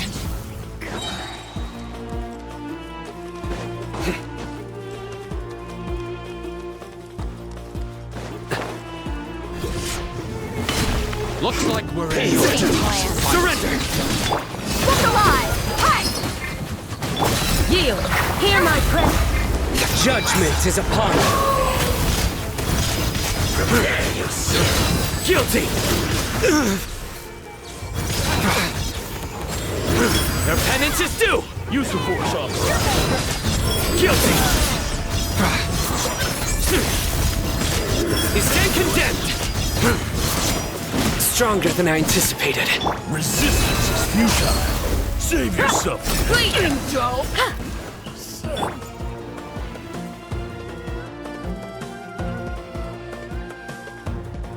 Waterway secured. Brothers! Sisters! Perfect. Just in time. Welcome. Once we've linked up, we'll continue the advance. The team has arrived at the north entrance, as planned. Good. Press on.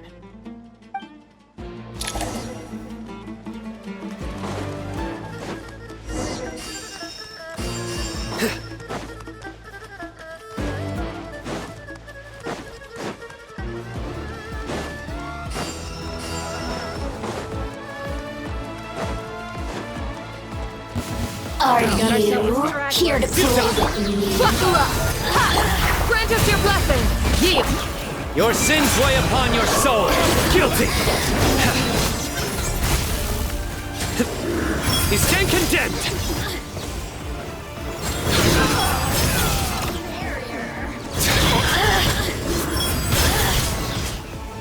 Over here! Let me amuse myself a little. Do your worst! Your skull! Let's get it on! Hey! Kneel! Peace out! Nowhere to run! Judgment is upon you! Guilty!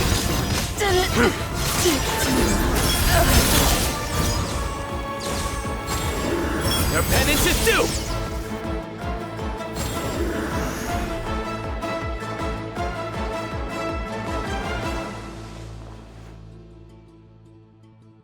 Look out!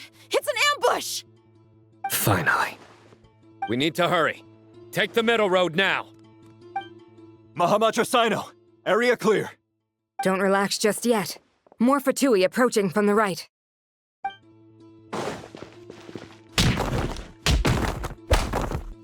Irminsul cannot track our movements. If necessary, we could split up. Don't worry. We'll wipe them all out. As you can see, our people came raring to go. Good, good. How are things with the Traveler? Can Tainari keep him safe? Don't underestimate Tainari just because he's a forest watcher. He can handle it. All right. You know that's not what I meant.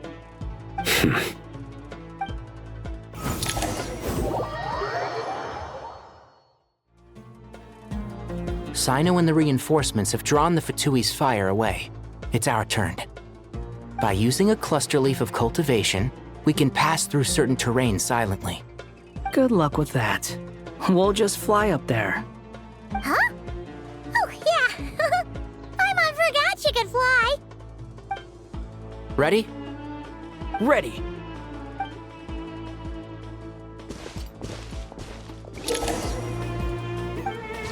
Enshroud!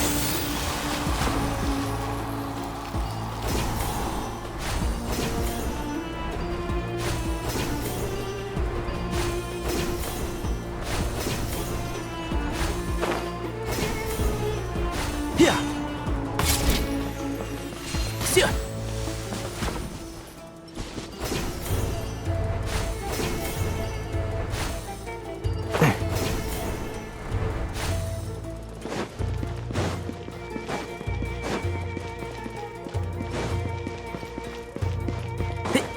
Keep up!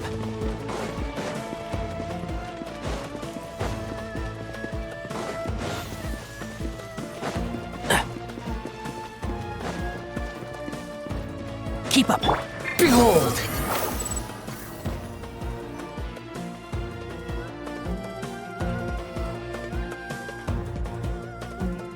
Fatui soldiers up ahead.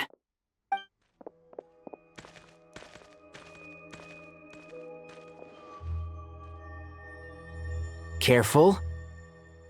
Prepare for battle. Hey! There's people over there. You have some nerve showing your faces here in the center of Sumeru City.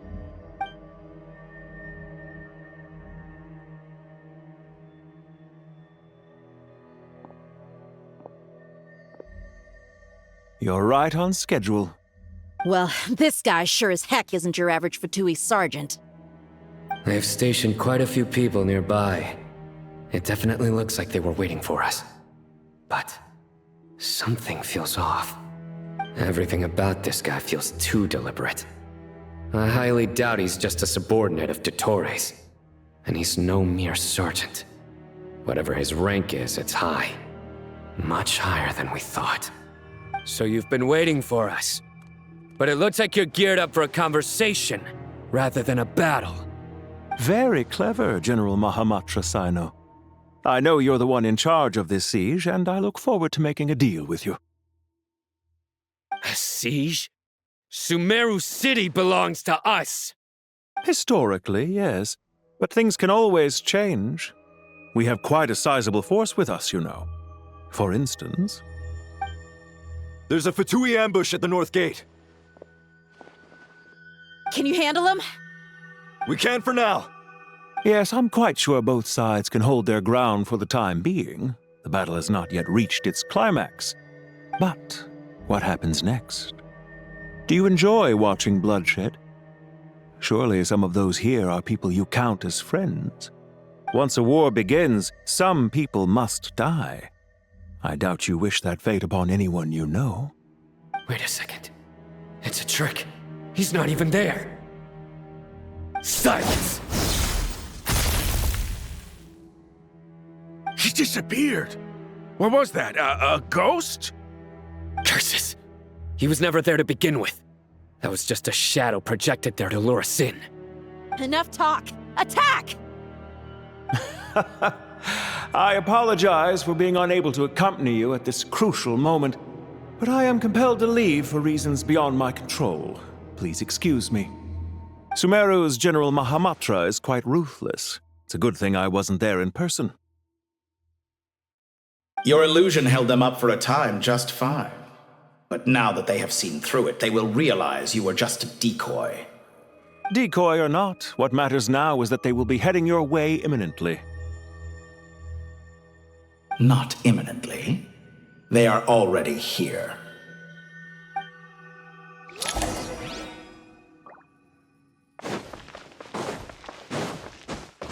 The wind rises.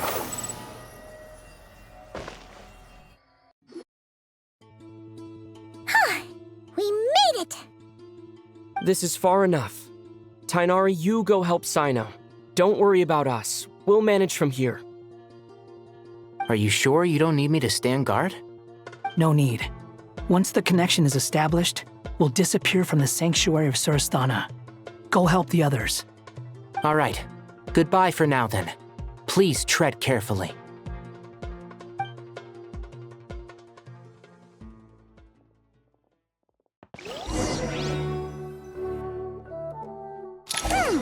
Now where's the interface Nahida mentioned? Come on, where's it hiding? Found it. It's over here. We can connect to the inside of Irminsul through the Sanctuary of Surasthana's built-in security system. You should be pretty familiar with the process. Is it the same route as last time? For the most part. We don't need to adjust any of the parameters. Then I should be fine. And Paimon? Once you're both ready, we'll set off. Wait!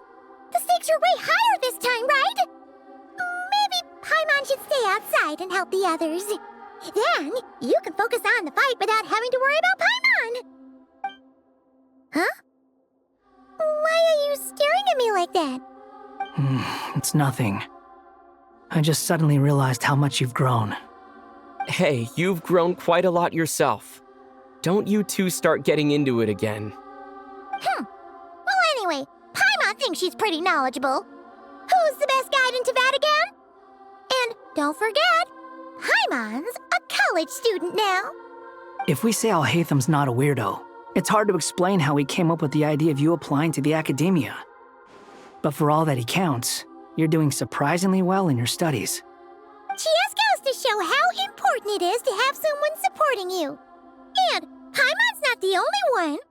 Let's not forget that you only became a student because of Nahida's personal recommendation. That's fair. I have learned a lot in Sumeru. Oh yeah, did you ever come up with that ugly nickname you promised me? What? No way! We're friends now! Paimon gave up on giving you one ages ago. Anyway, isn't Hat Guy enough of a nickname for you?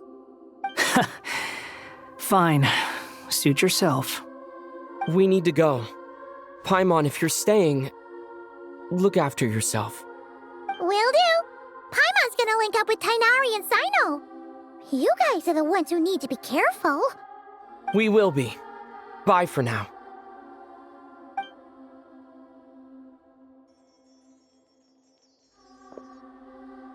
Initiating connection.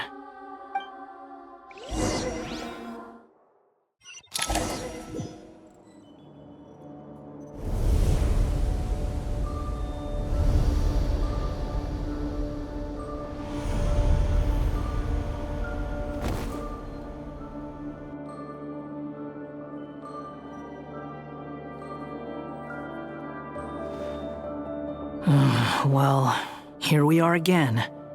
Come to think of it, I still don't even know where we're going. Thanks to our terminals, it should be impossible for Irminsul to read. I can... Don't tell me.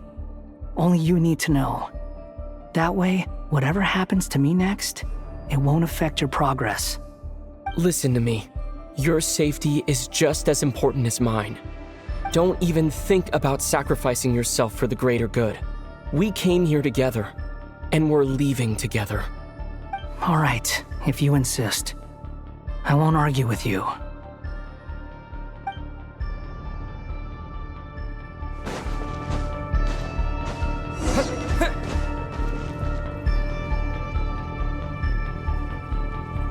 This place looks so different from how I remember.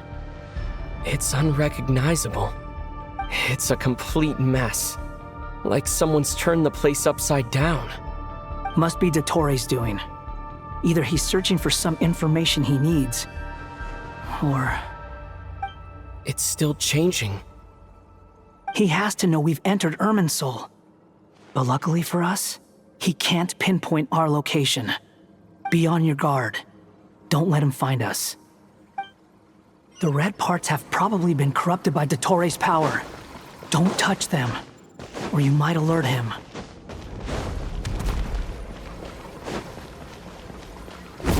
He's looking for us. Tread carefully. That wall could be a problem. Fortunately, it looks breakable. Give it a shot.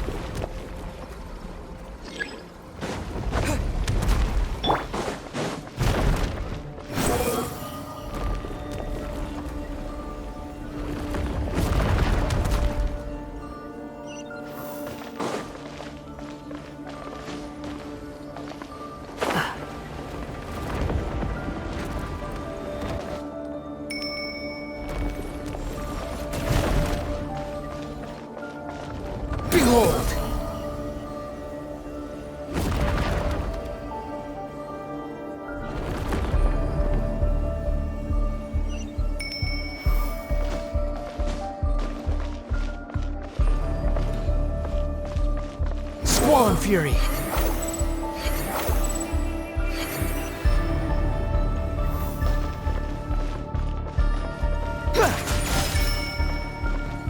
The wind rises. Surge forth.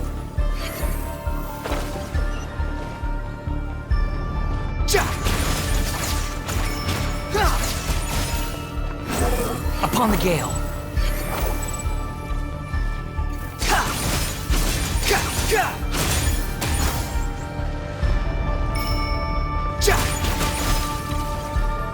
Squall and Fury.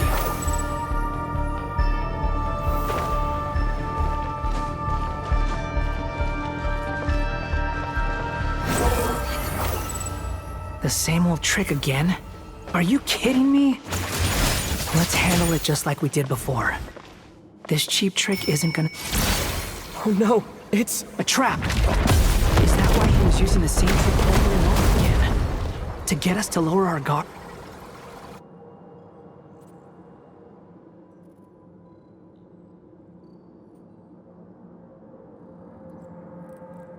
I'm trapped!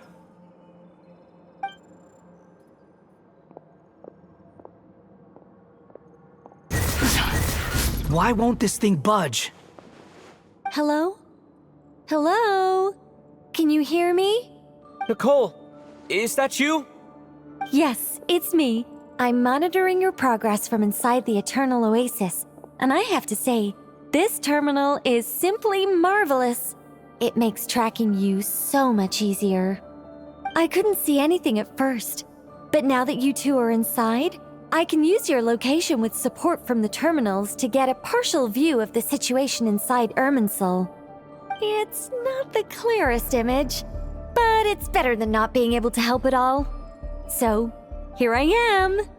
I can't intervene directly, but I can help to guide you out of the jam you're currently in.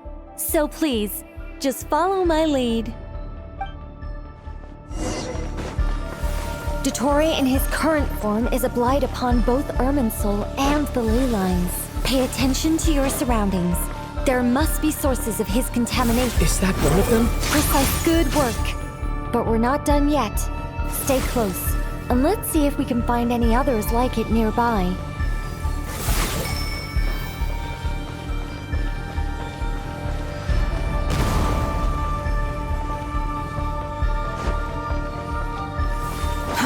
Too slow.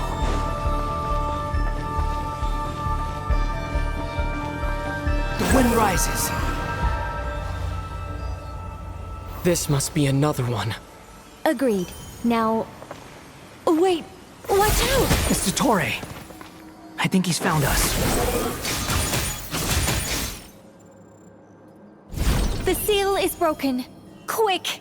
Get out of there!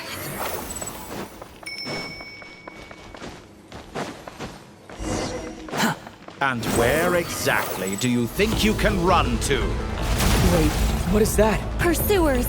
That's gotta be it! Run! Don't let that thing touch you. Dodge that attack!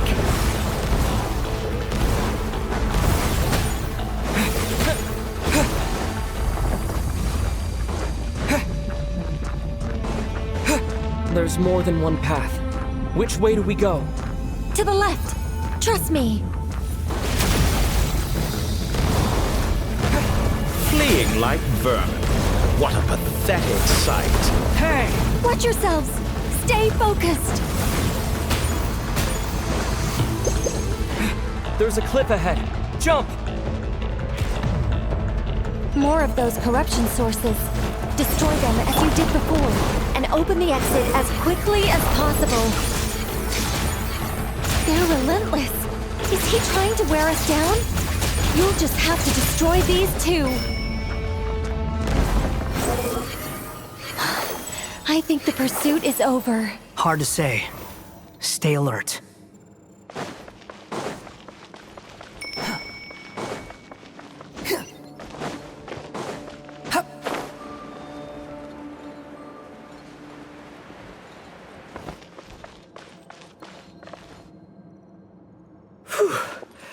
I think we've made it to relative safety. Phew, goodness. That was tough. You doing okay? I'll be fine. Don't worry. Take a short rest, and then... Nicole? Nicole! The connection's been cut. But that means... Look at you supporting one another. How very touching.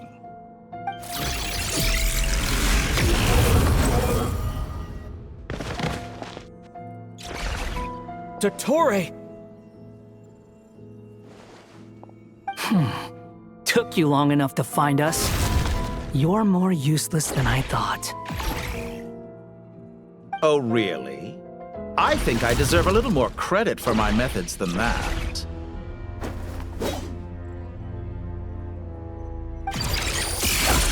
Rather than hunting you down, I chose to let you roam free. I indulged your presumption that I was unable to track your movements, played along with your clever little plan. Fleeing is for animals, but I rather enjoy watching you flee. Some things lose the will to run altogether as soon as you put them in a cage. If that's true, then why did you come looking for us? Because I wanted to observe you up close, of course. Don't misunderstand me, I'm not here for a fight. Is it so unusual that I wish to greet my old acquaintances in person? After all, it's been a while. Scaramouche.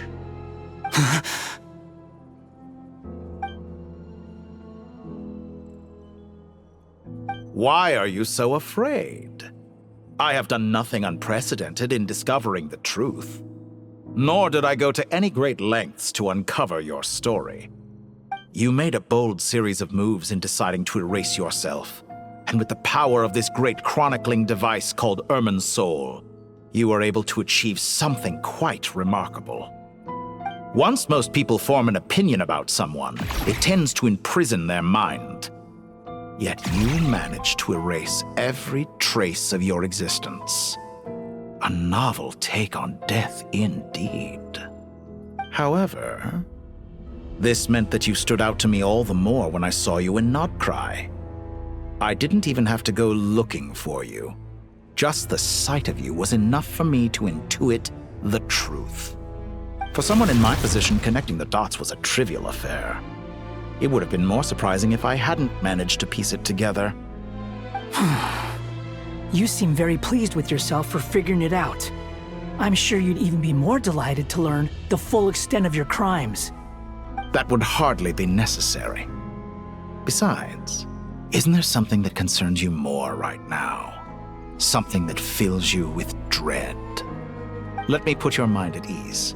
I have no intention whatsoever of restoring any of the records you deleted. For one thing, it would be exceptionally difficult. But more to the point, I doubt that the prospect of losing your current life is all that frightening to you. Because in your case, the cruelest twist of fate is that you'll never again have the chance to make up for any of your mistakes. Isn't it? Dottore?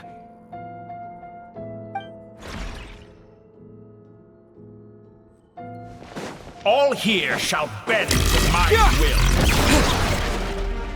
Squall and Fury!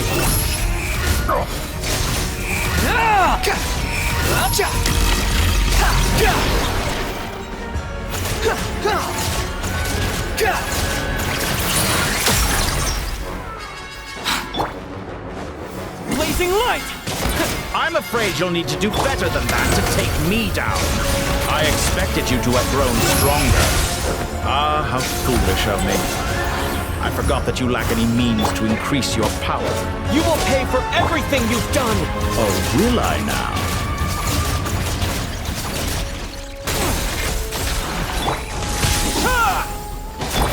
Squall and Fury!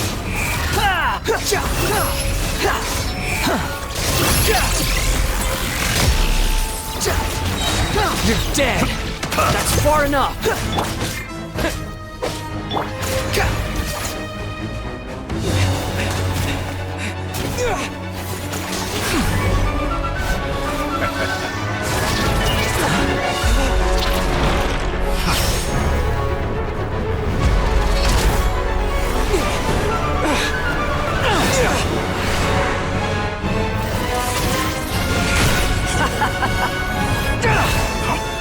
Does the prospect of death amuse you? I could ask you the same question! I'll distract Dottore. You focus on the mission. Got it!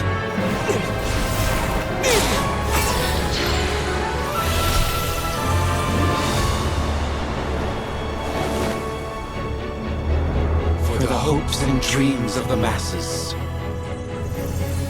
Open the secret door on this enchanting night. May wisdom's light eradicate ignorance and darkness, and hereby fulfill our ancient vow. Commence data extraction.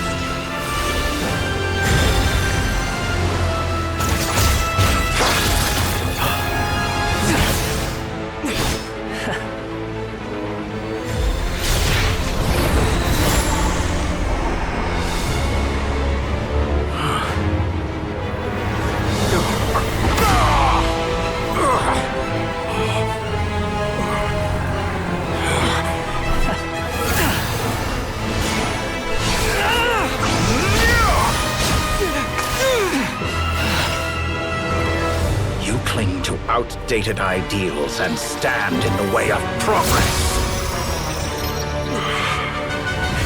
You will pay for interfering with the grandest experiment of all time.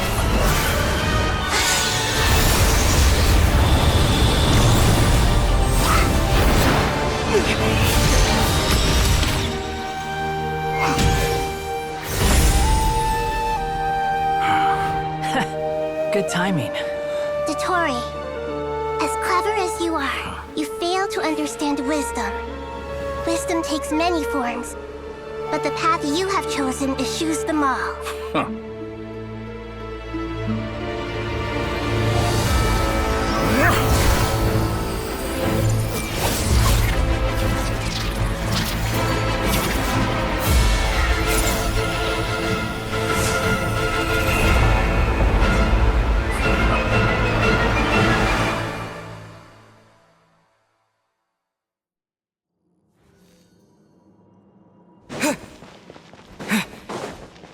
My strength is fading! Since you are within Irminsul, it stands to reason that any power you wield comes from it. Extracting the information from Irminsul just to strip me of my power. I will find his weakness.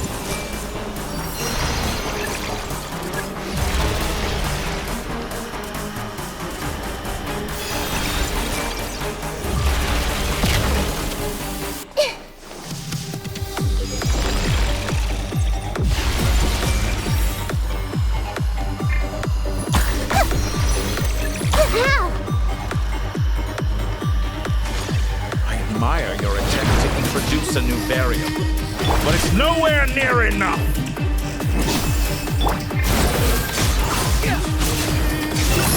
How amusing. A petty trick. Know your place. My everlasting flame. Grow! The Temple of Wisdom! Squall Fury.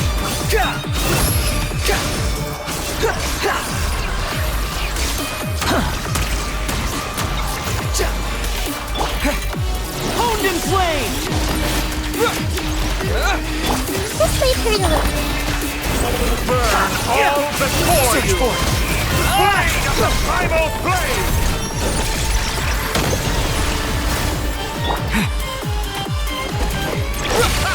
You won't just... We're so close! Just hold on a little longer. I'll hold him off. Traveler, Hat Guy, the rest is up to you. We certainly have a knack for surprising each other, don't we? I'm just getting started. It's time. Say your prayers. Stay on the offensive, but watch your back.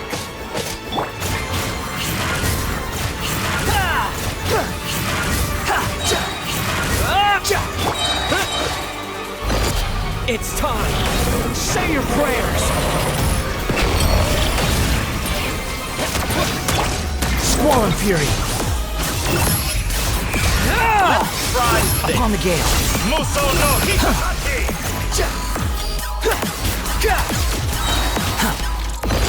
It's time. Say your prayers. Blazing light. Burn all before you! Upon the gale. Blade of the primal flame! It's time. Say your prayers.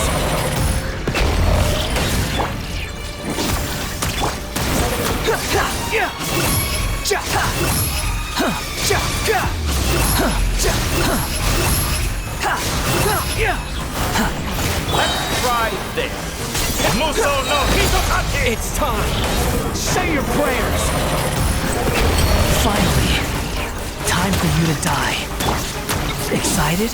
Time for me to die? How could I have reached this place if death were something I feared? The last gasp struggle of a dying man is a pretty pathetic sight. And I know it when I see it. We shall see about that. It's time. Say your prayers.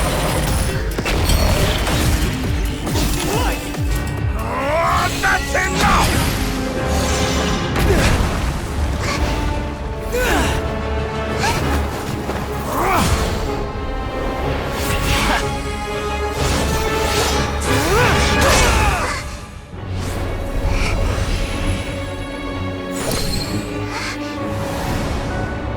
It's all yours.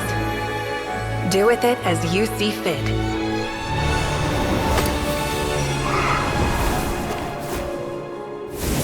Just as you say, this world is home to some archaic things.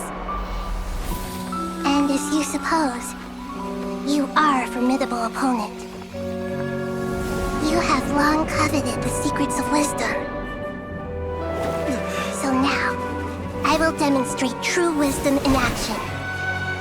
I invoke my supreme authority as the keeper of Irminsul. Commend me or condemn me. But give your verdict now!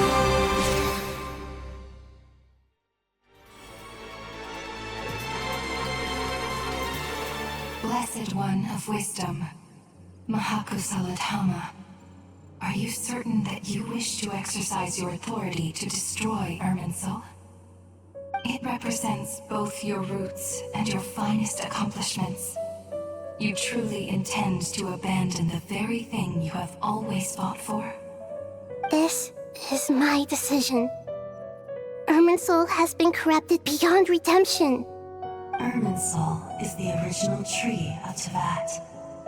It is the means by which the heavenly principles maintains fate itself. The 7 Archons should honor and revere it, for their authority was bestowed upon them by the heavenly principles. It is precisely because I honor and revere it that I fight for the humanity it exists to protect. Wisdom is knowing how to weigh the options and make the right decision. If you truly care about the fortunes of this world, then it is me you should seek to preserve. Planting a seed begins the chain of cause and effect. Since you have become a great tree yourself, why should the loss of another tree be anything to fear? Till we meet again, Lord of Dendro.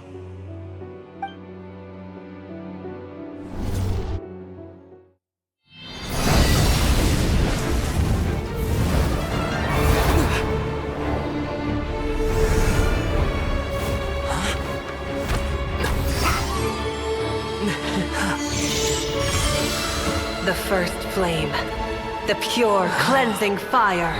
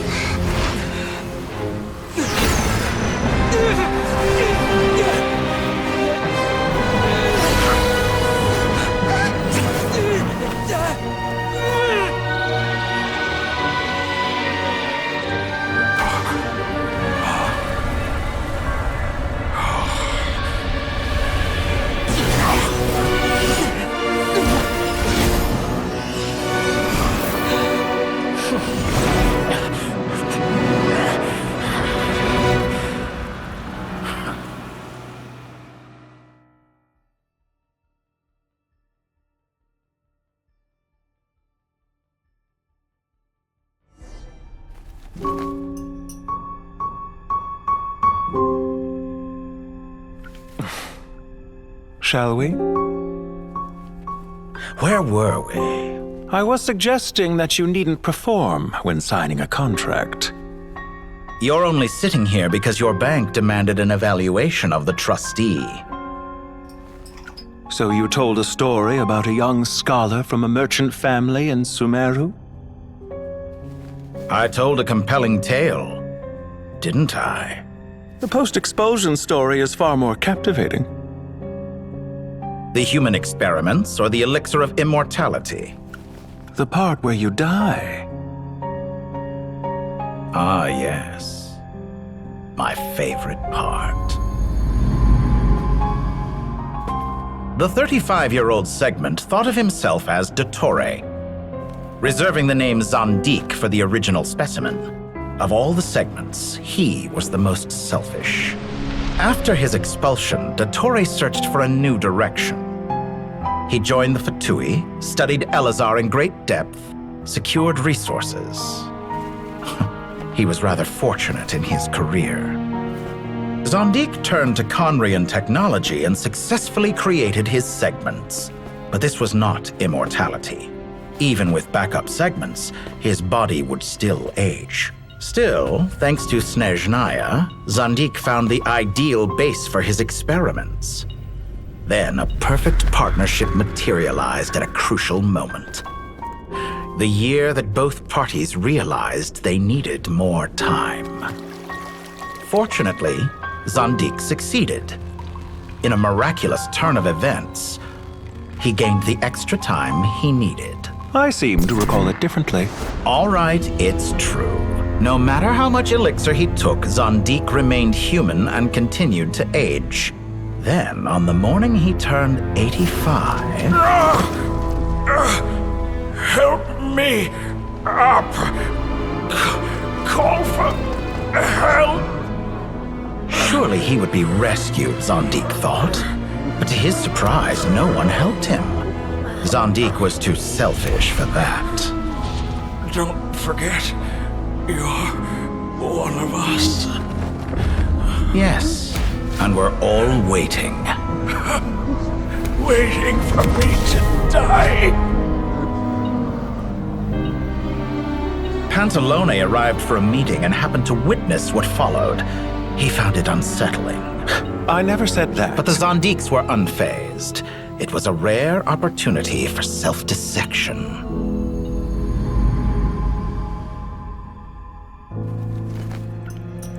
What does all that have to do with you depositing your data at Northland Bank? It has made me cherish my time in this world all the more. Fair enough. So you do have a sense of self-preservation.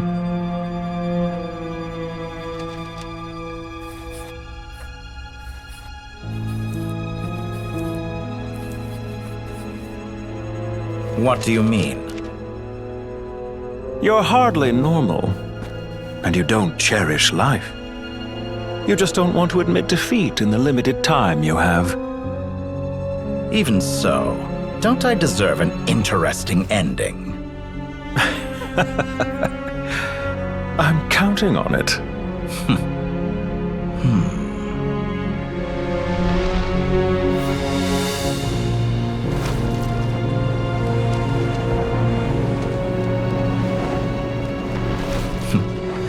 If nothing else, I expect my funeral will be a grand affair indeed.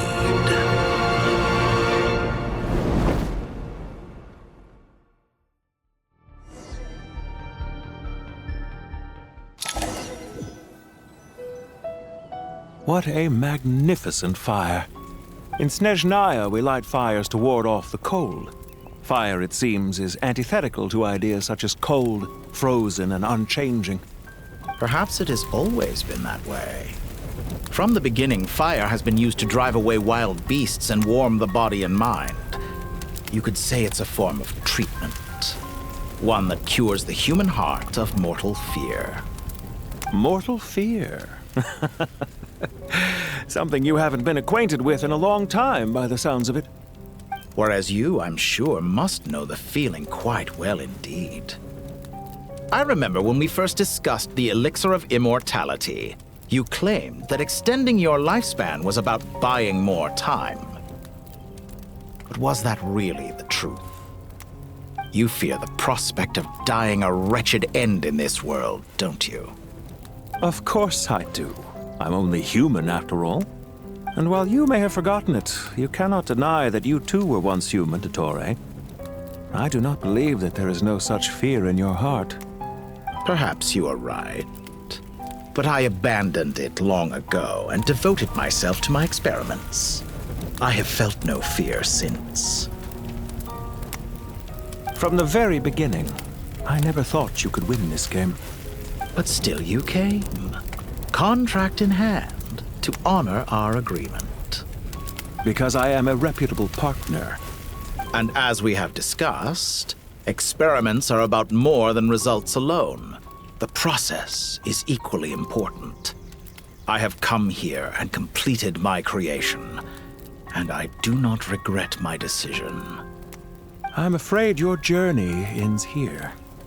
After I die, there will be no one to make the elixir of immortality, and your remaining stock will only last a few more years. How then will you prove that you didn't perish in this incident alongside everyone else? When I feel optimistic about market environments, I never forcibly adjust them. They have their own direction. And I myself am one such environment. I have been quite particular about many things in my life. But where the manner of my death is concerned, I choose not to be. You make yourself sound so magnanimous. Oh, but I am. And I hope you will be too. It may have been a long time since anyone told you this, Dottore, but I recognize that you are a truly rare talent. Ha! I can see it. The experiment in blasphemy that I've been performing all this time.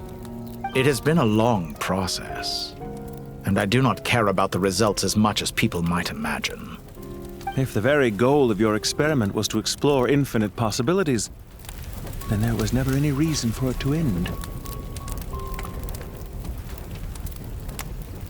Indeed. Yet now, the experiment has officially drawn to a close. What should I call you? Zandik? Or do you prefer Dottore? Suit yourself. Goodbye, Feofan. This time, that's what it truly is.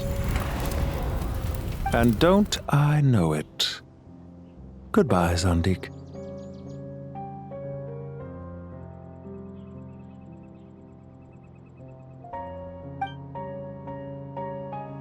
I could have carried out many more experiments, but to me, Lord of Dendro, this outcome is certainly not the worst.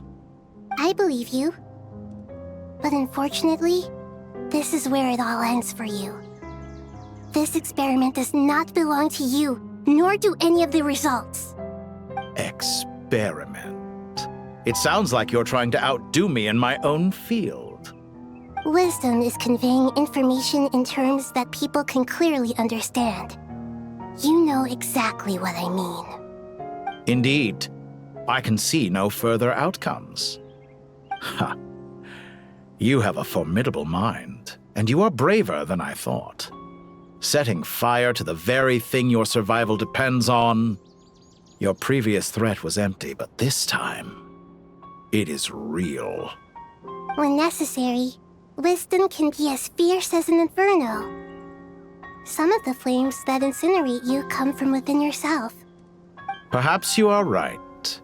You see what lies at the bottom of the human heart, and that is your wisdom. Here is where your journey comes to an end.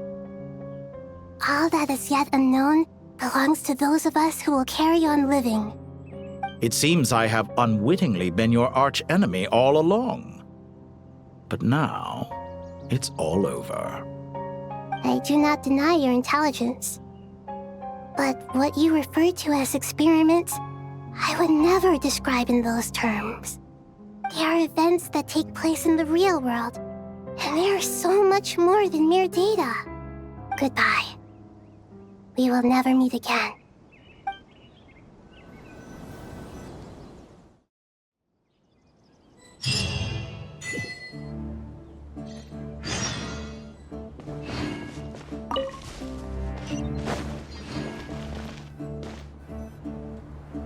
Well, that's the last of them. Everyone on the list is already back where they should be. It was a long, hard road, but we finally finished escorting everyone back. I just pray that we'll never need to leave again. I hope we can stay here forever in this peaceful paradise of our own choosing. Paradise. In the annals of the Temple of Silence, that word carries great significance. It represents the hopes and desires of the gods. Their longing for a place to rest. I wouldn't think gods need such a place. People always think they're the only ones who can lose their homes. They forget that gods too need a place to reside. As the Goat King once said, "A god without his people shall cease to exist." Gods need their believers every bit as much as their believers need them. Only we can truly understand how much the desert faith has faded over the centuries. But we still talk about the gods as though they're part of our lives. Given the myriad ways in which gods and humans interact, I'd say they really are. How else could Dunyarzad consider the Dendro Archon a friend? Well, that sounds about right to me. Describing them as friends sure makes us feel a whole lot closer. If you told me a few years back that I'd have this many friends, I'd have called you a liar. Belief is a choice, just like friendship. We've made our choices through battle. The right ones, wouldn't you say? I'll be heading back to the Temple of Silence. I heard the Goat King and the Ibis King decided to pay us a visit. How about you? It's back to Aru Village for us. Still plenty of supplies to distribute and people to help. Until next time, old friend. As long as you can find the time, you're always welcome to visit us in Aru Village. Right back at you. Make sure to drop by the Temple of Silence the next time you're free. Or it is that 2 of the other 7 pillars, Shezapang and Bennu, might also be dropping by. Since you're wearing the symbols of their power, it'd only be fitting if you came to see them for yourselves. Dropping by? That makes it sound like they're visiting a neighbor's home. Well, the temple was founded by Hermanubis, so I guess to them, that's exactly what it is. Guess that's true. All right. We'll make sure to find time to stop by. Stay safe on your journey home. I will.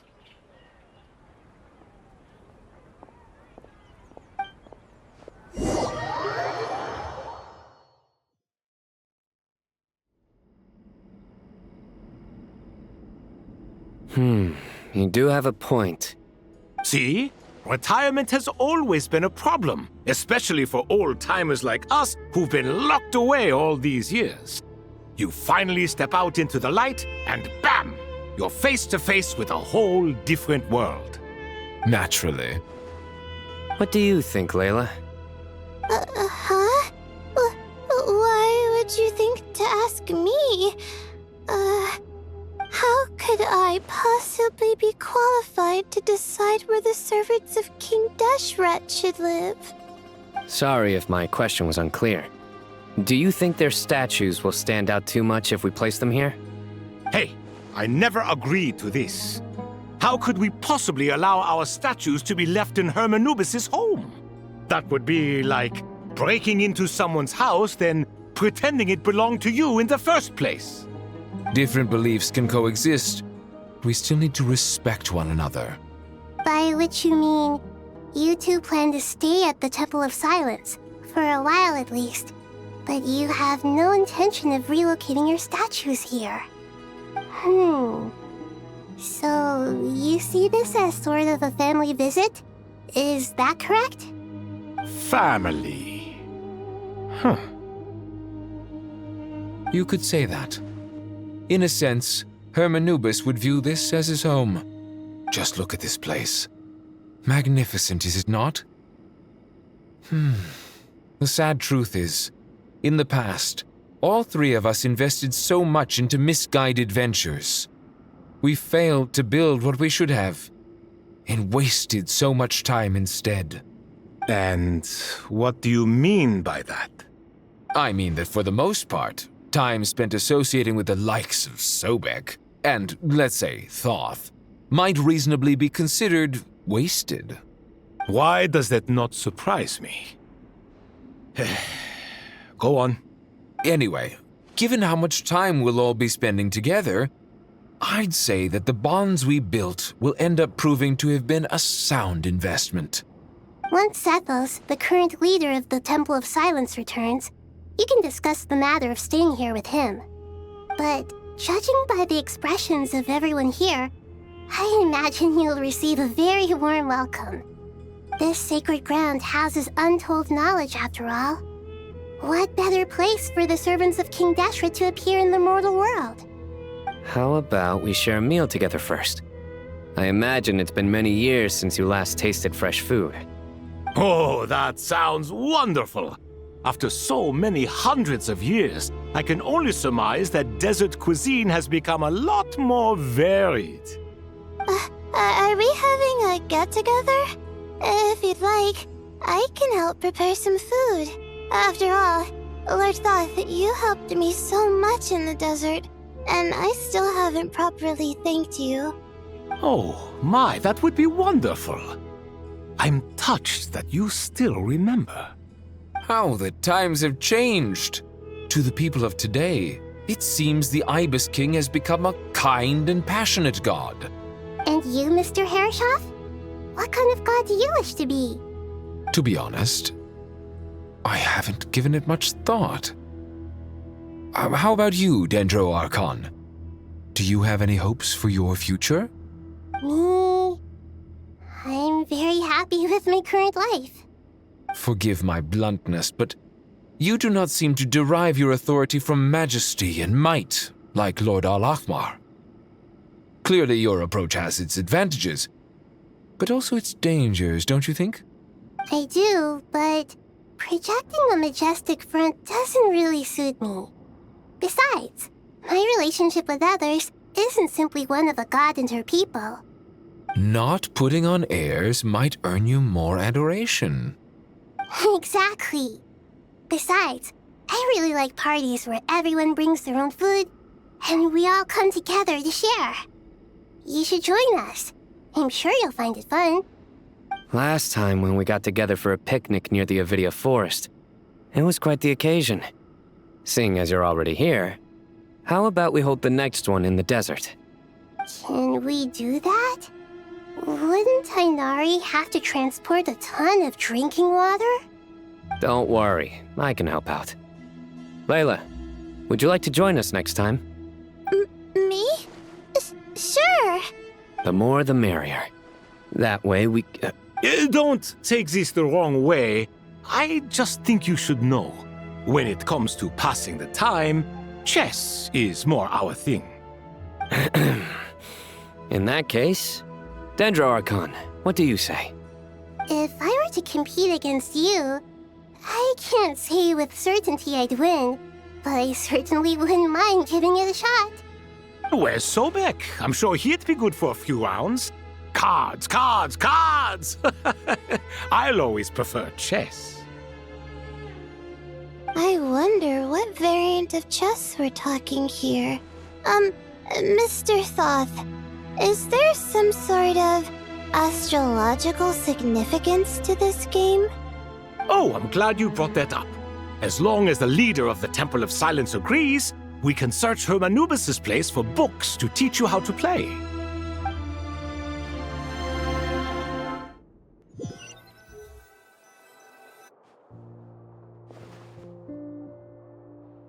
Such devastation visited on Sumeru City. So many houses destroyed or damaged in the fighting. Who could have foreseen this? Look at all of this. It's going to take me forever to tidy up. I suppose living below the academia doesn't always work out to your advantage. I would have thought a little appreciation of my sincerity and effort in helping to clean up this mess might be in order. Helping? Effort? This is your house! Of course you should be putting in the effort! If anything, I'm the one who's helping. So you see yourself as just a helper in this situation. I must admit, I'm rather shocked. If you're trying to say that since I live here too, I have an obligation to tidy up, fine, I suppose I do. Wait a second, stop changing the subject! Nevertheless... In the wake of a great storm, a missing roof is a predictable inconvenience. Can you stop making it seem like I care more about this house than you do? Doesn't it upset you at all to see your home in this state? I won't pretend it's ideal, but that's no reason to be upset. This is the roof over your head, your shelter from the cold. The furniture is scattered, the paintings have fallen off the walls, the windows are shattered. Don't you feel even a little disheartened? The way I see it, these problems are easily solved. Ugh, this is precisely why I hate talking to you about sentimental things. It's like banging my head against a wall. You simply don't understand just how much work goes into making a proper home. It sounds like this is causing you a lot of anguish. You mean the house or the paintings? I mean your sentimentality. Oh, well, yes. But I'd rather not dwell on such things right now. Generally speaking, when anguish becomes the norm, people usually make an attempt to improve their situation. But there are so many people and things in life that are difficult to change. It's not like you can force them. Besides, anguish can be a source of inspiration, and I'm not sure I could break my reliance on it. I'm glad you're able to make yourself think like that. What kind of a response is that? I was stating a profound truth about the very nature of art. Suffering is the cradle of all creation. Even you can't deny that. And I wasn't trying to. I'm just happy for you. Pure and simple. Can't you tell? Happy about what? Happy that you can always find an answer that backs up your views.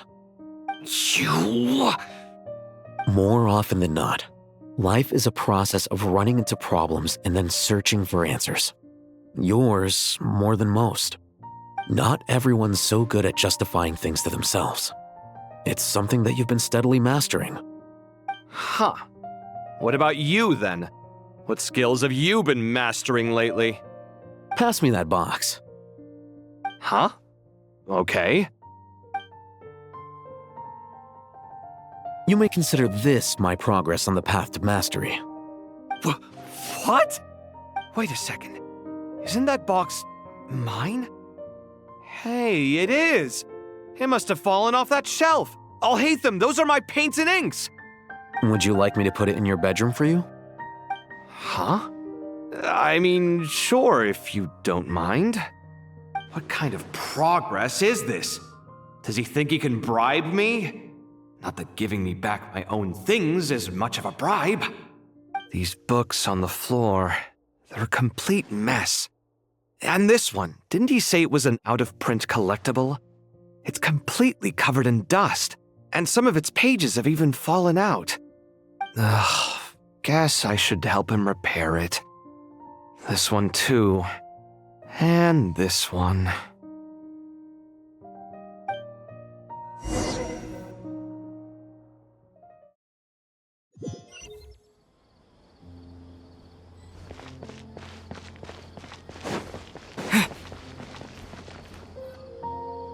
Local sumter beasts, imported goods, such a bright future ahead. I can picture the Mora just rolling in.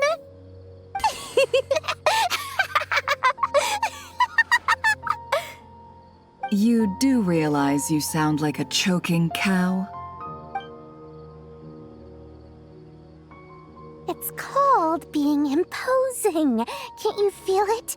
Are you not intimidated? Oh, I'm positively shaking in my sandals. What commands do you have for me, oh mighty Lord Sangamabe? You've got a lot of nerve, Nefer. You went and told Candace and the others everything, didn't you? Seriously, do you have any idea how differently they see me now? Surely that's a good thing. I presume they're more disposed to actually like you now, maybe even view you as a friend. You traded my secret for sympathy! Thanks to you, I've lost every last shred of my mercantile majesty. How am I supposed to make anyone think I'm a big, scary investor now? The dark days of Lord Sangamabe are behind you. Why not take this chance to make a few honest friends? Speaking of friends, since when did the notorious Lady Nefer gain such an admiration for holier-than-thou types? A moon chanter here, an angel there? Who'd have thought it? A coming together of fates, nothing more. No need to throw around accusations of admiration. Forget it. You're right about one thing at least. Making friends is never a bad thing for a merchant. So, I really took a loss this time.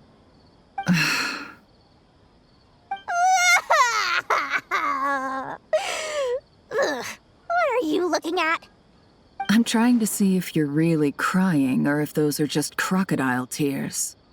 A little birdie told me that when Lord Sangamabe makes money, the tears flow from the center of her eyes, but when she loses it, they flow from the corners.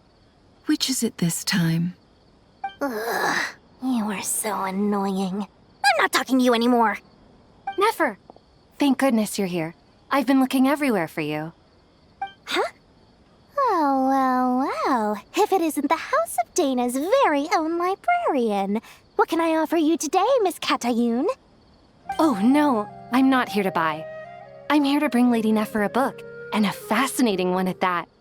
We agreed to meet at the entrance to the mausoleum of King Deshret.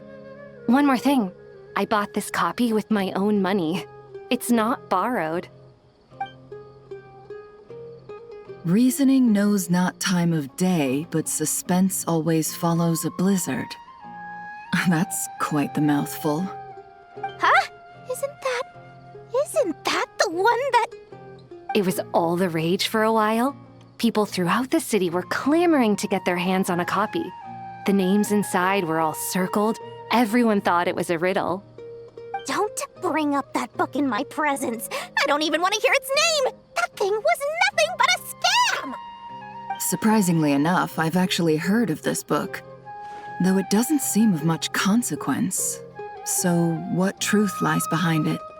You're from the Vahumana and you're asking me what the truth is? I'd say the actual truth was about the least important part of the whole episode. I brought you this book because it probably has the most interesting backstory of any in the House of Dana's collection, at least in recent years. As for its quality, well, you can judge that for yourself. Don't tell me it's actually any good. You may not know this, Lord Sangamabe, but Lady Nefer has a fondness for books with... how should I put this? Mixed reviews? No eye for good literature, huh? Perhaps she feels that bad books hide interesting secrets? But I shouldn't put words in her mouth. It's probably fair to say she prefers the conversations that books can spark over the substance of the books themselves. Suits my style as an intel broker, wouldn't you say? Very interesting, thank you. I'll return it to you once I'm done reading. And as it happens, I have something for you, too. Incense? I imagine you've already used up the incense I gave you last time. Here's some more. This batch is from Nodcry, so the scent won't be quite the same. Well, actually, I've been saving the incense you gave me. I couldn't bring myself to waste it without a special occasion. But I'll gladly accept this, too. And I promise I'll use it this time. Katayun, you haven't changed a bit.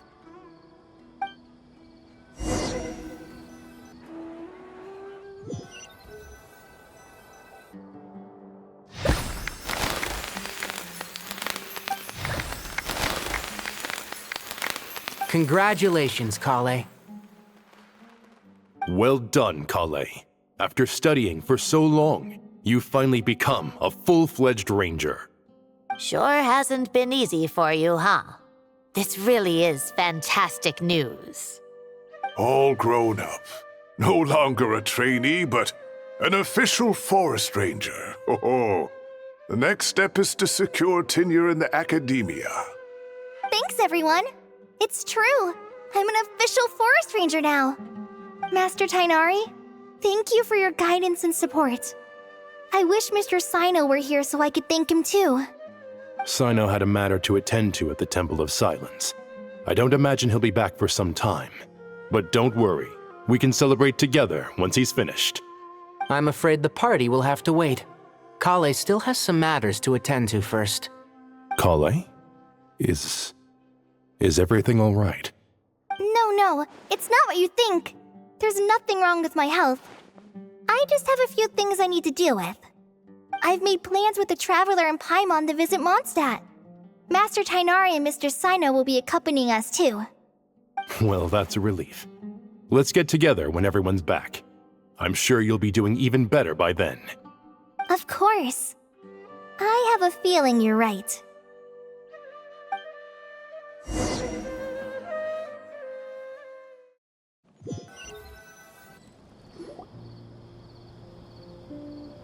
Phew! After all that catching up on sleep and food, Paimon's feeling full of vim and vigor again. For someone who spends so much time resting, your recovery routine is surprisingly simple. Hey! Paimon's been working her butt off too, you know. She flew all over the city helping everyone out. Don't worry, I saw how hard you worked. Alright, we all know you're the most hardworking person in Teyvat. As long as you're rested and full, that's what really matters. Paimon's been looking around the place, and it seems like the city's already on the mend. But Paimon's been wondering how Nahida's doing. We should check in on her.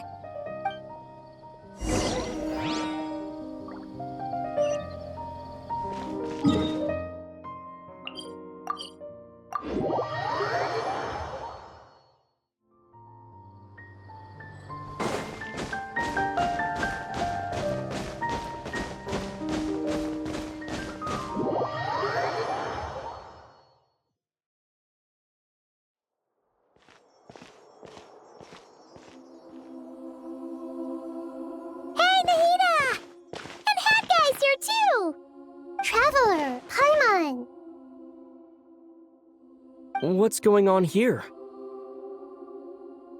Nothing much. Nahida was just expressing concern for my physical and mental well-being. Oh, the Traveler told Paimon all about that. We've both been very worried about you. Are you feeling alright? You make it sound like I'm on the brink of some kind of breakdown. Truth is, I'm doing much better than you might imagine. If we can just get to the bottom of Dottoro's intentions, we can minimize his negative influence. That's the sort of thing I excel at. Just listen to that newfound optimism. It seems like having you enroll in the Vahumana was a truly inspired move. I can really see the positive influence. Observe, a classic Sumeru specialty. Chalking everything up to education and learning. To be honest, even I can sense the change in you. Everything Dottori said to you was a way to manipulate your mind.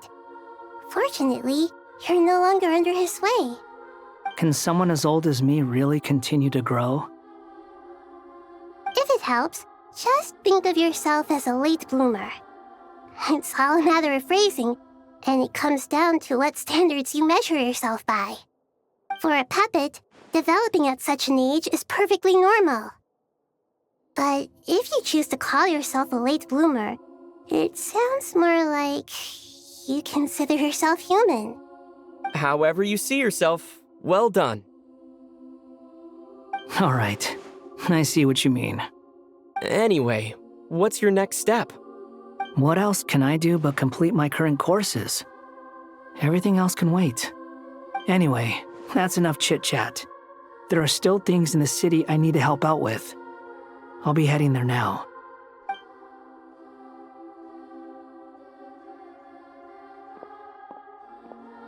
I'm so happy that Hat Guy is doing better than we thought. But what about you, Nahida? How are you holding up? The pyronosis burned down the corrupted Irminsul. The flames blazed for 7 days and 7 nights before they finally subsided. All that was left were the parts underground. Now, Aru shoulders the responsibilities that once belonged to Irminsul.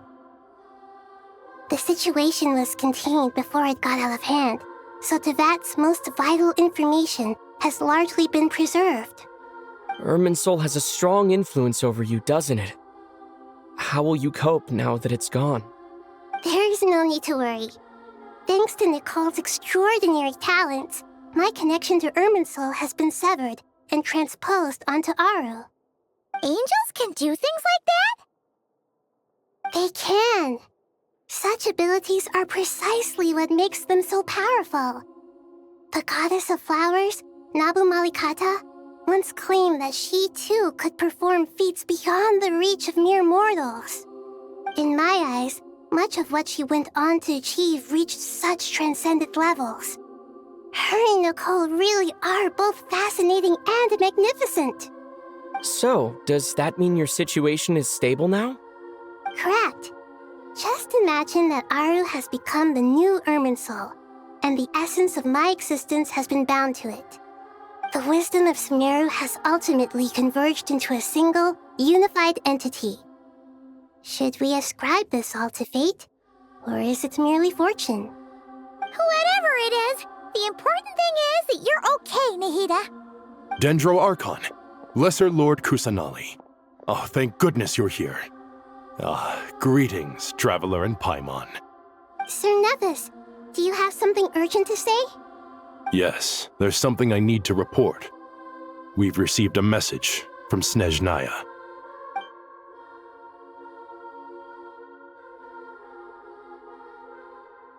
The Fatui Harbinger, the Rooster, sends us his sympathies, along with all the usual pleasantries. His stance is that, following the unrest and Nod cry, Dottori was subjected to internal censure.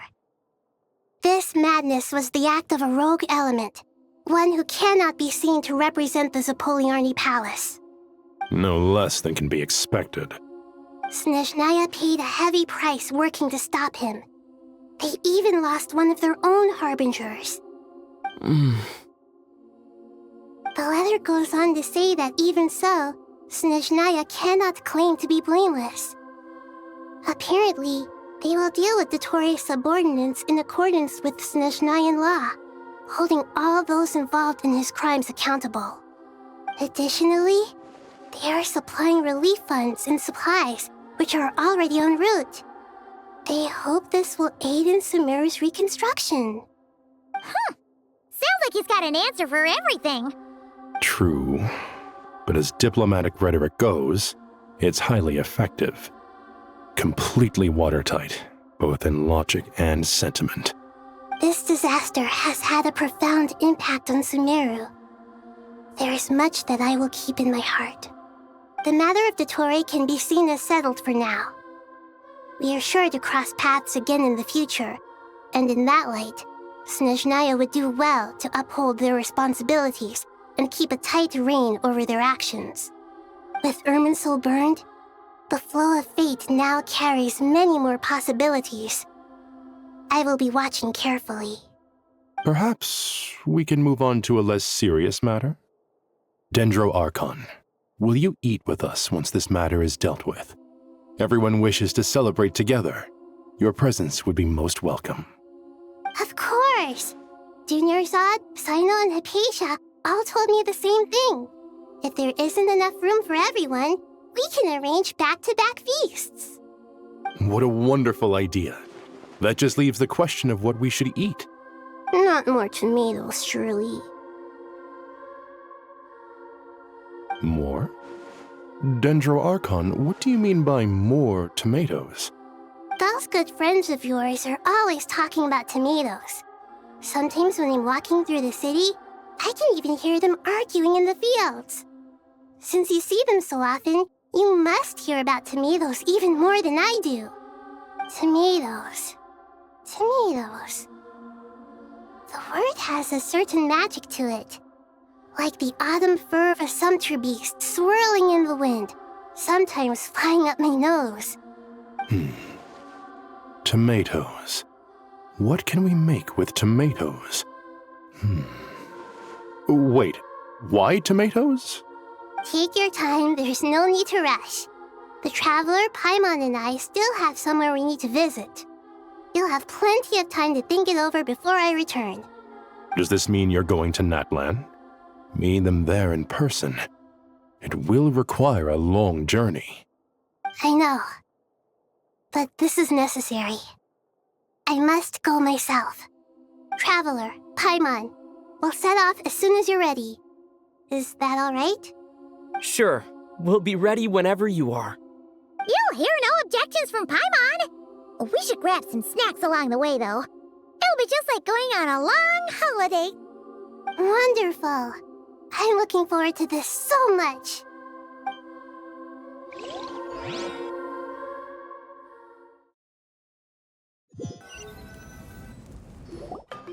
Natlan is such a lively place. It's super cheerful and positive, too. I can see that. There are people outside exercising at all hours. Such a healthy way of life. You came. Welcome, welcome. You must be hungry from your journey. Would you like something to eat? Oh, thanks, but no thanks. We've been eating the whole way here. We had a mushroom platter, Sap's meat stew, butter braised chicken, Hadasara pudding. Paimon's positively stuffed. All right. No need for all that detail. I'm starting to get hungry myself. Maybe later then. We can wait till everyone's got an appetite, then I'll head out for a meal together. Sounds like a plan. Let's find somewhere to sit down.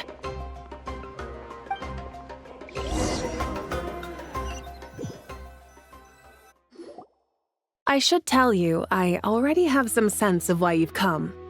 Why's that, Malika? To say thank you. Your senses are spot on. But on top of that, we also feel guilty. Because the pyronosis has vanished? I sensed its loss. Despite scouring through the remnants of Irminsul, we couldn't find any sign of the pyronosis. Not even any trace of it burning to ash. That's certainly unusual. Still, The potential fallout from Irminsul's loss is significant, to say the least. Perhaps the Pyronosis's disappearance is simply a knock-on effect of the impact it's had on a certain strand of fate. There's no need to feel guilty. We were clear that this time, there was to be no returning, only giving. Pure and simple. Thank you really is a fascinating phrase. We use it to express gratitude for the smallest of things. Yet, when faced with a kindness too immense to describe, we use exactly the same words. It's not that we lack other means of expression. It's that when we truly need to express our feelings, the simplest and purest words are always the most powerful. You're right. In Natlan, we prefer simple expressions too. Companionship, friendship, support. They might not sound fancy, but the sentiment behind them is sincere. That's wonderful to hear. Sincere feelings are often a vehicle for the deepest wisdom of all. Irminsul's destruction doesn't seem to have done you much harm. I'm glad to see you're doing well. There's still a lot of work to do, but before we begin, we felt it was important to come here and speak with you. Partly to express our gratitude, but also because we felt that seeing you, in a sense, is like basking in warm sunlight. That's a nice way of putting it. I like that. To tell you the truth, though, I'm not a fan of somber meetings. So, since there's nothing more to say, why don't we go bask in some actual sunlight?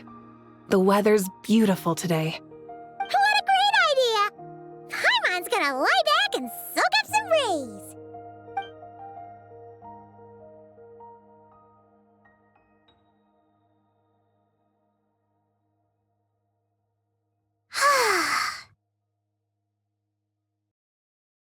In that case, I think I'll lie down for a bit too before we head to our next stop.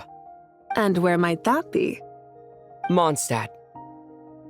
Paimon and I are gonna head back there with Kale and the gang.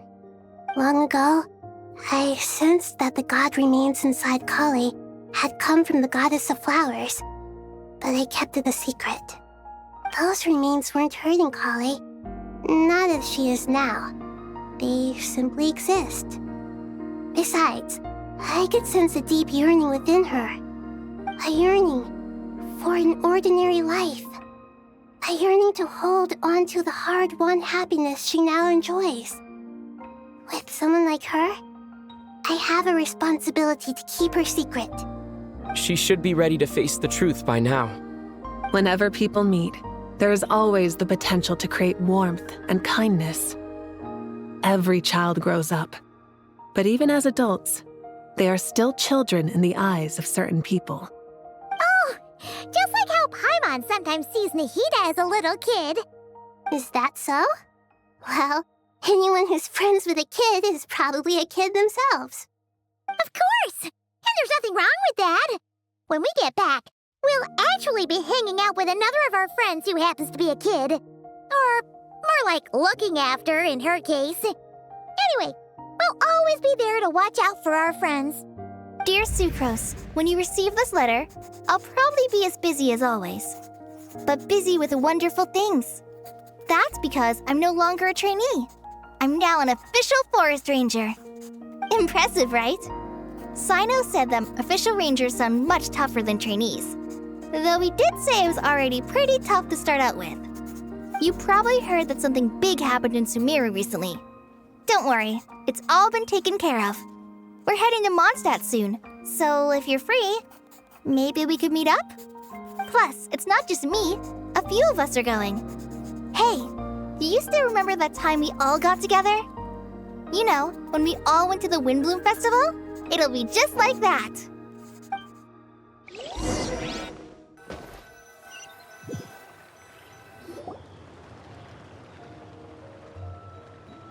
Dainari, is that... Don't you say it!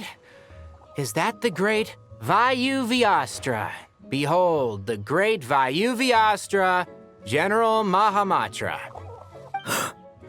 How times have changed. I wasn't expecting you to beat me to the punchline. You've changed. really upped the aggression in your battle against Cyno's jokes. Kale, how did you know what I was going to say? For the love of... Hey! Traveler! Paimon! You're right on time! I hope we haven't kept you waiting. Kalei! Sucrose! It's been so long! How have you been? I've been well. Everything's going great. What about you? Are you still busy? Not at the moment. Oh, right! That juicer you gave us works amazing! Farzan loves it! Seriously? That's wonderful. I don't suppose you drew up a detailed test report. Oh, what fruits did you use? How's the texture of the final product? Sucrose, you might want to try asking your questions one at a time. Albedo! Paimon didn't see you there! It's been a while since all of us were together like this. How about we follow the same plan as last time? Good idea, my friend. You never disappoint. So, what are your identities this time? Don't remind him. First things first. Allow me to introduce our very own official Forest Ranger Kale. The rest of us are simply her humble travel companions. This sounds like one of those mushy stories that gets people hooked on some corny, heartwarming premise. Oh, is our story not heartwarming? If I recall correctly, there was even a scene like this in King of Invocations. Besides being heartwarming, our story's also about tough, impressive-sounding job titles. At least that's what I think.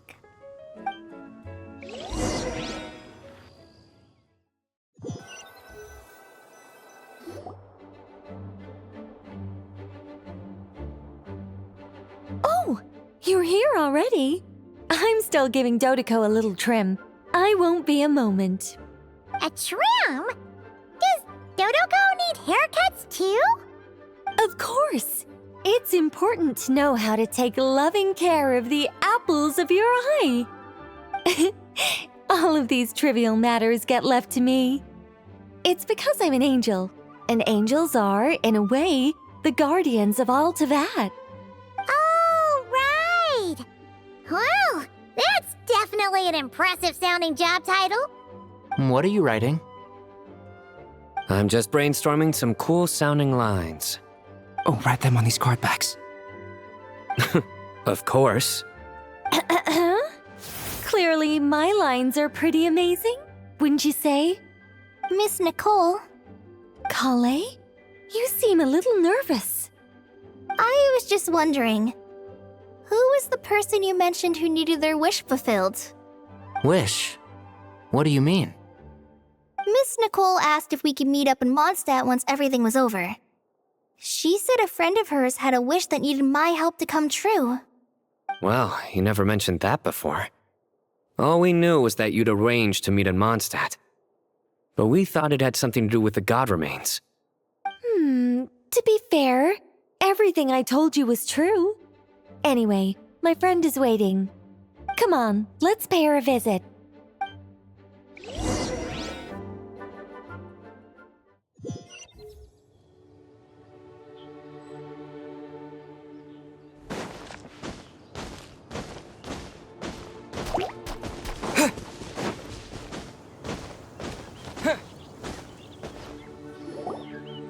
Huh? You're... Surprised? I bet you weren't expecting to meet a woman like me beneath this beautiful tree in a faraway land. An oasis will spring from the place where a djinn resides. That saying falls somewhat flat here in Mondstadt, given that everywhere is already so lush and green. Lilupar! What are you doing here? I made friends with Miss Nicole. I asked her to bring me here and then invite Kale to come. The prologue to this story is that I have a wish. It has stirred within my heart for centuries. Millennia, even. Originally, it was merely Al-Ahmar's lie, but now it has become reality. Could this be... Related to the goddess of flowers? My dear young lady, my mistress left her final trace in this world upon you. I can't tell you how glad I am to see you here. And now I have seen you, and peered into your heart. You have experienced hardships and suffered setbacks. The torment an ordinary person might expect to face has befallen you threefold. This is the source of your resilience. But beneath all this, I've witnessed the seeds of desire. You yearn to return to the simple life you once knew, do you not? I do. I want to throw away everything that isn't mine. But how do you decide what is yours? The scars that others carve into your flesh? The kindness and love they inscribe? Are these things not yours as well? They are. This is something I've talked about with Miss Nicole. Miss Nicole said I should learn how to adjust my standards. I just want to live as an ordinary human. Anything beyond that isn't mine. Don't you want anything from the remains of the goddess of flowers? She gave me a revelation once. I think that's already more than enough. In the past, you would not have possessed such a rich heart. Your brief life has taught you to hold on to everything good, to home in on kindness. How fascinating. You're nothing like Nabu Malikata, and you're certainly not her. Of course not. I'm not some great and powerful being, Miss Lilopar. Yet I am a Jinn. We exist because of the Lord of Flowers. We revere and love her. My wish is to see her one last time, to give everything for her. Kale, can you do this for me? But her remains won't be easy to remove. Are you sure this is what you want? That's beside the point. First, I need to know. Are you willing to do something for the soul of this lonely, wandering woman? I'm willing. But look, you know nothing about me. Even if you have heard the stories about me, all you would know is that I was rightly punished for the many evil deeds I committed. Ah, so you do know. Your lips are quivering, your eyes trembling, and still you're willing to do something for me. Life has been cruel to you, and yet you've learned to be kind. My dear young lady, to repay your kindness, I too must play my part. Are you sure about this, Lilopar? I yearn to see my mistress. For this moment, the world can burn to ashes, the universe be engulfed in flame. I care about nothing else. And you, Kale, I can give you a gift. You'll become just another ordinary human. But Miss Lilopar, what will happen to you? My wish will be fulfilled, and I can die happy. Why would you wish for that? A long, unending life might seem desirable for one who has never possessed it, yet it brings torment to one who has. My remains are scattered across the yellow sands, but my soul can find no peace. Since you've promised to grant my wish, give me that release. Allow the dying to die, and let the dead rest in peace. You have my thanks. Kale, there's no pressure on you. What she said, it's all true. A wish is a genuine desire, after all. It's as if you want to use the last of your life to give me a better future. Nothing's so selfless. We'll be using our futures to fulfill each other's wishes. This is a noble act, a beautiful and secret transaction between two women. I understand. Miss Lilopar, I'm ready. Close your eyes, Kale. Then open your soul. From there, I will embrace my mistress. The downpour of flowers is your touch. Like returning to the very beginning. Like surrendering to your grace, my mistress. People say that devotion is beautiful, yet filled with pain. How foolish of them. For me, devotion is beautiful, pure and painless. Devotion is my love. Thank you.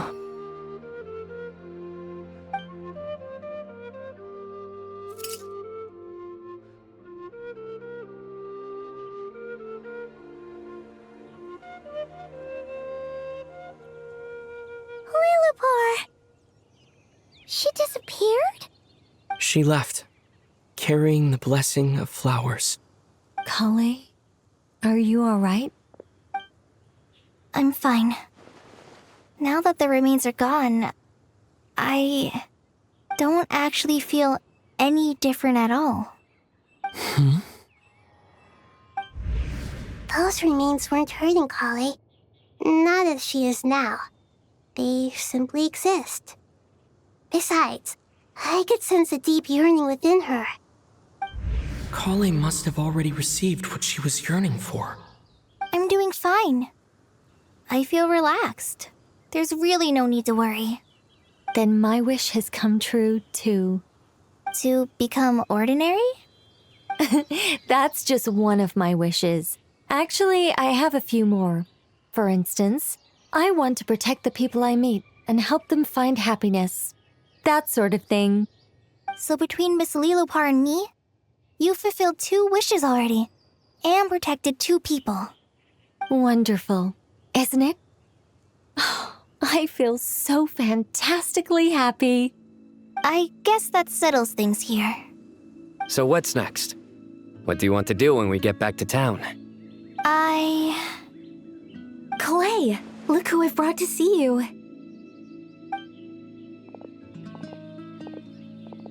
Hey, Kale!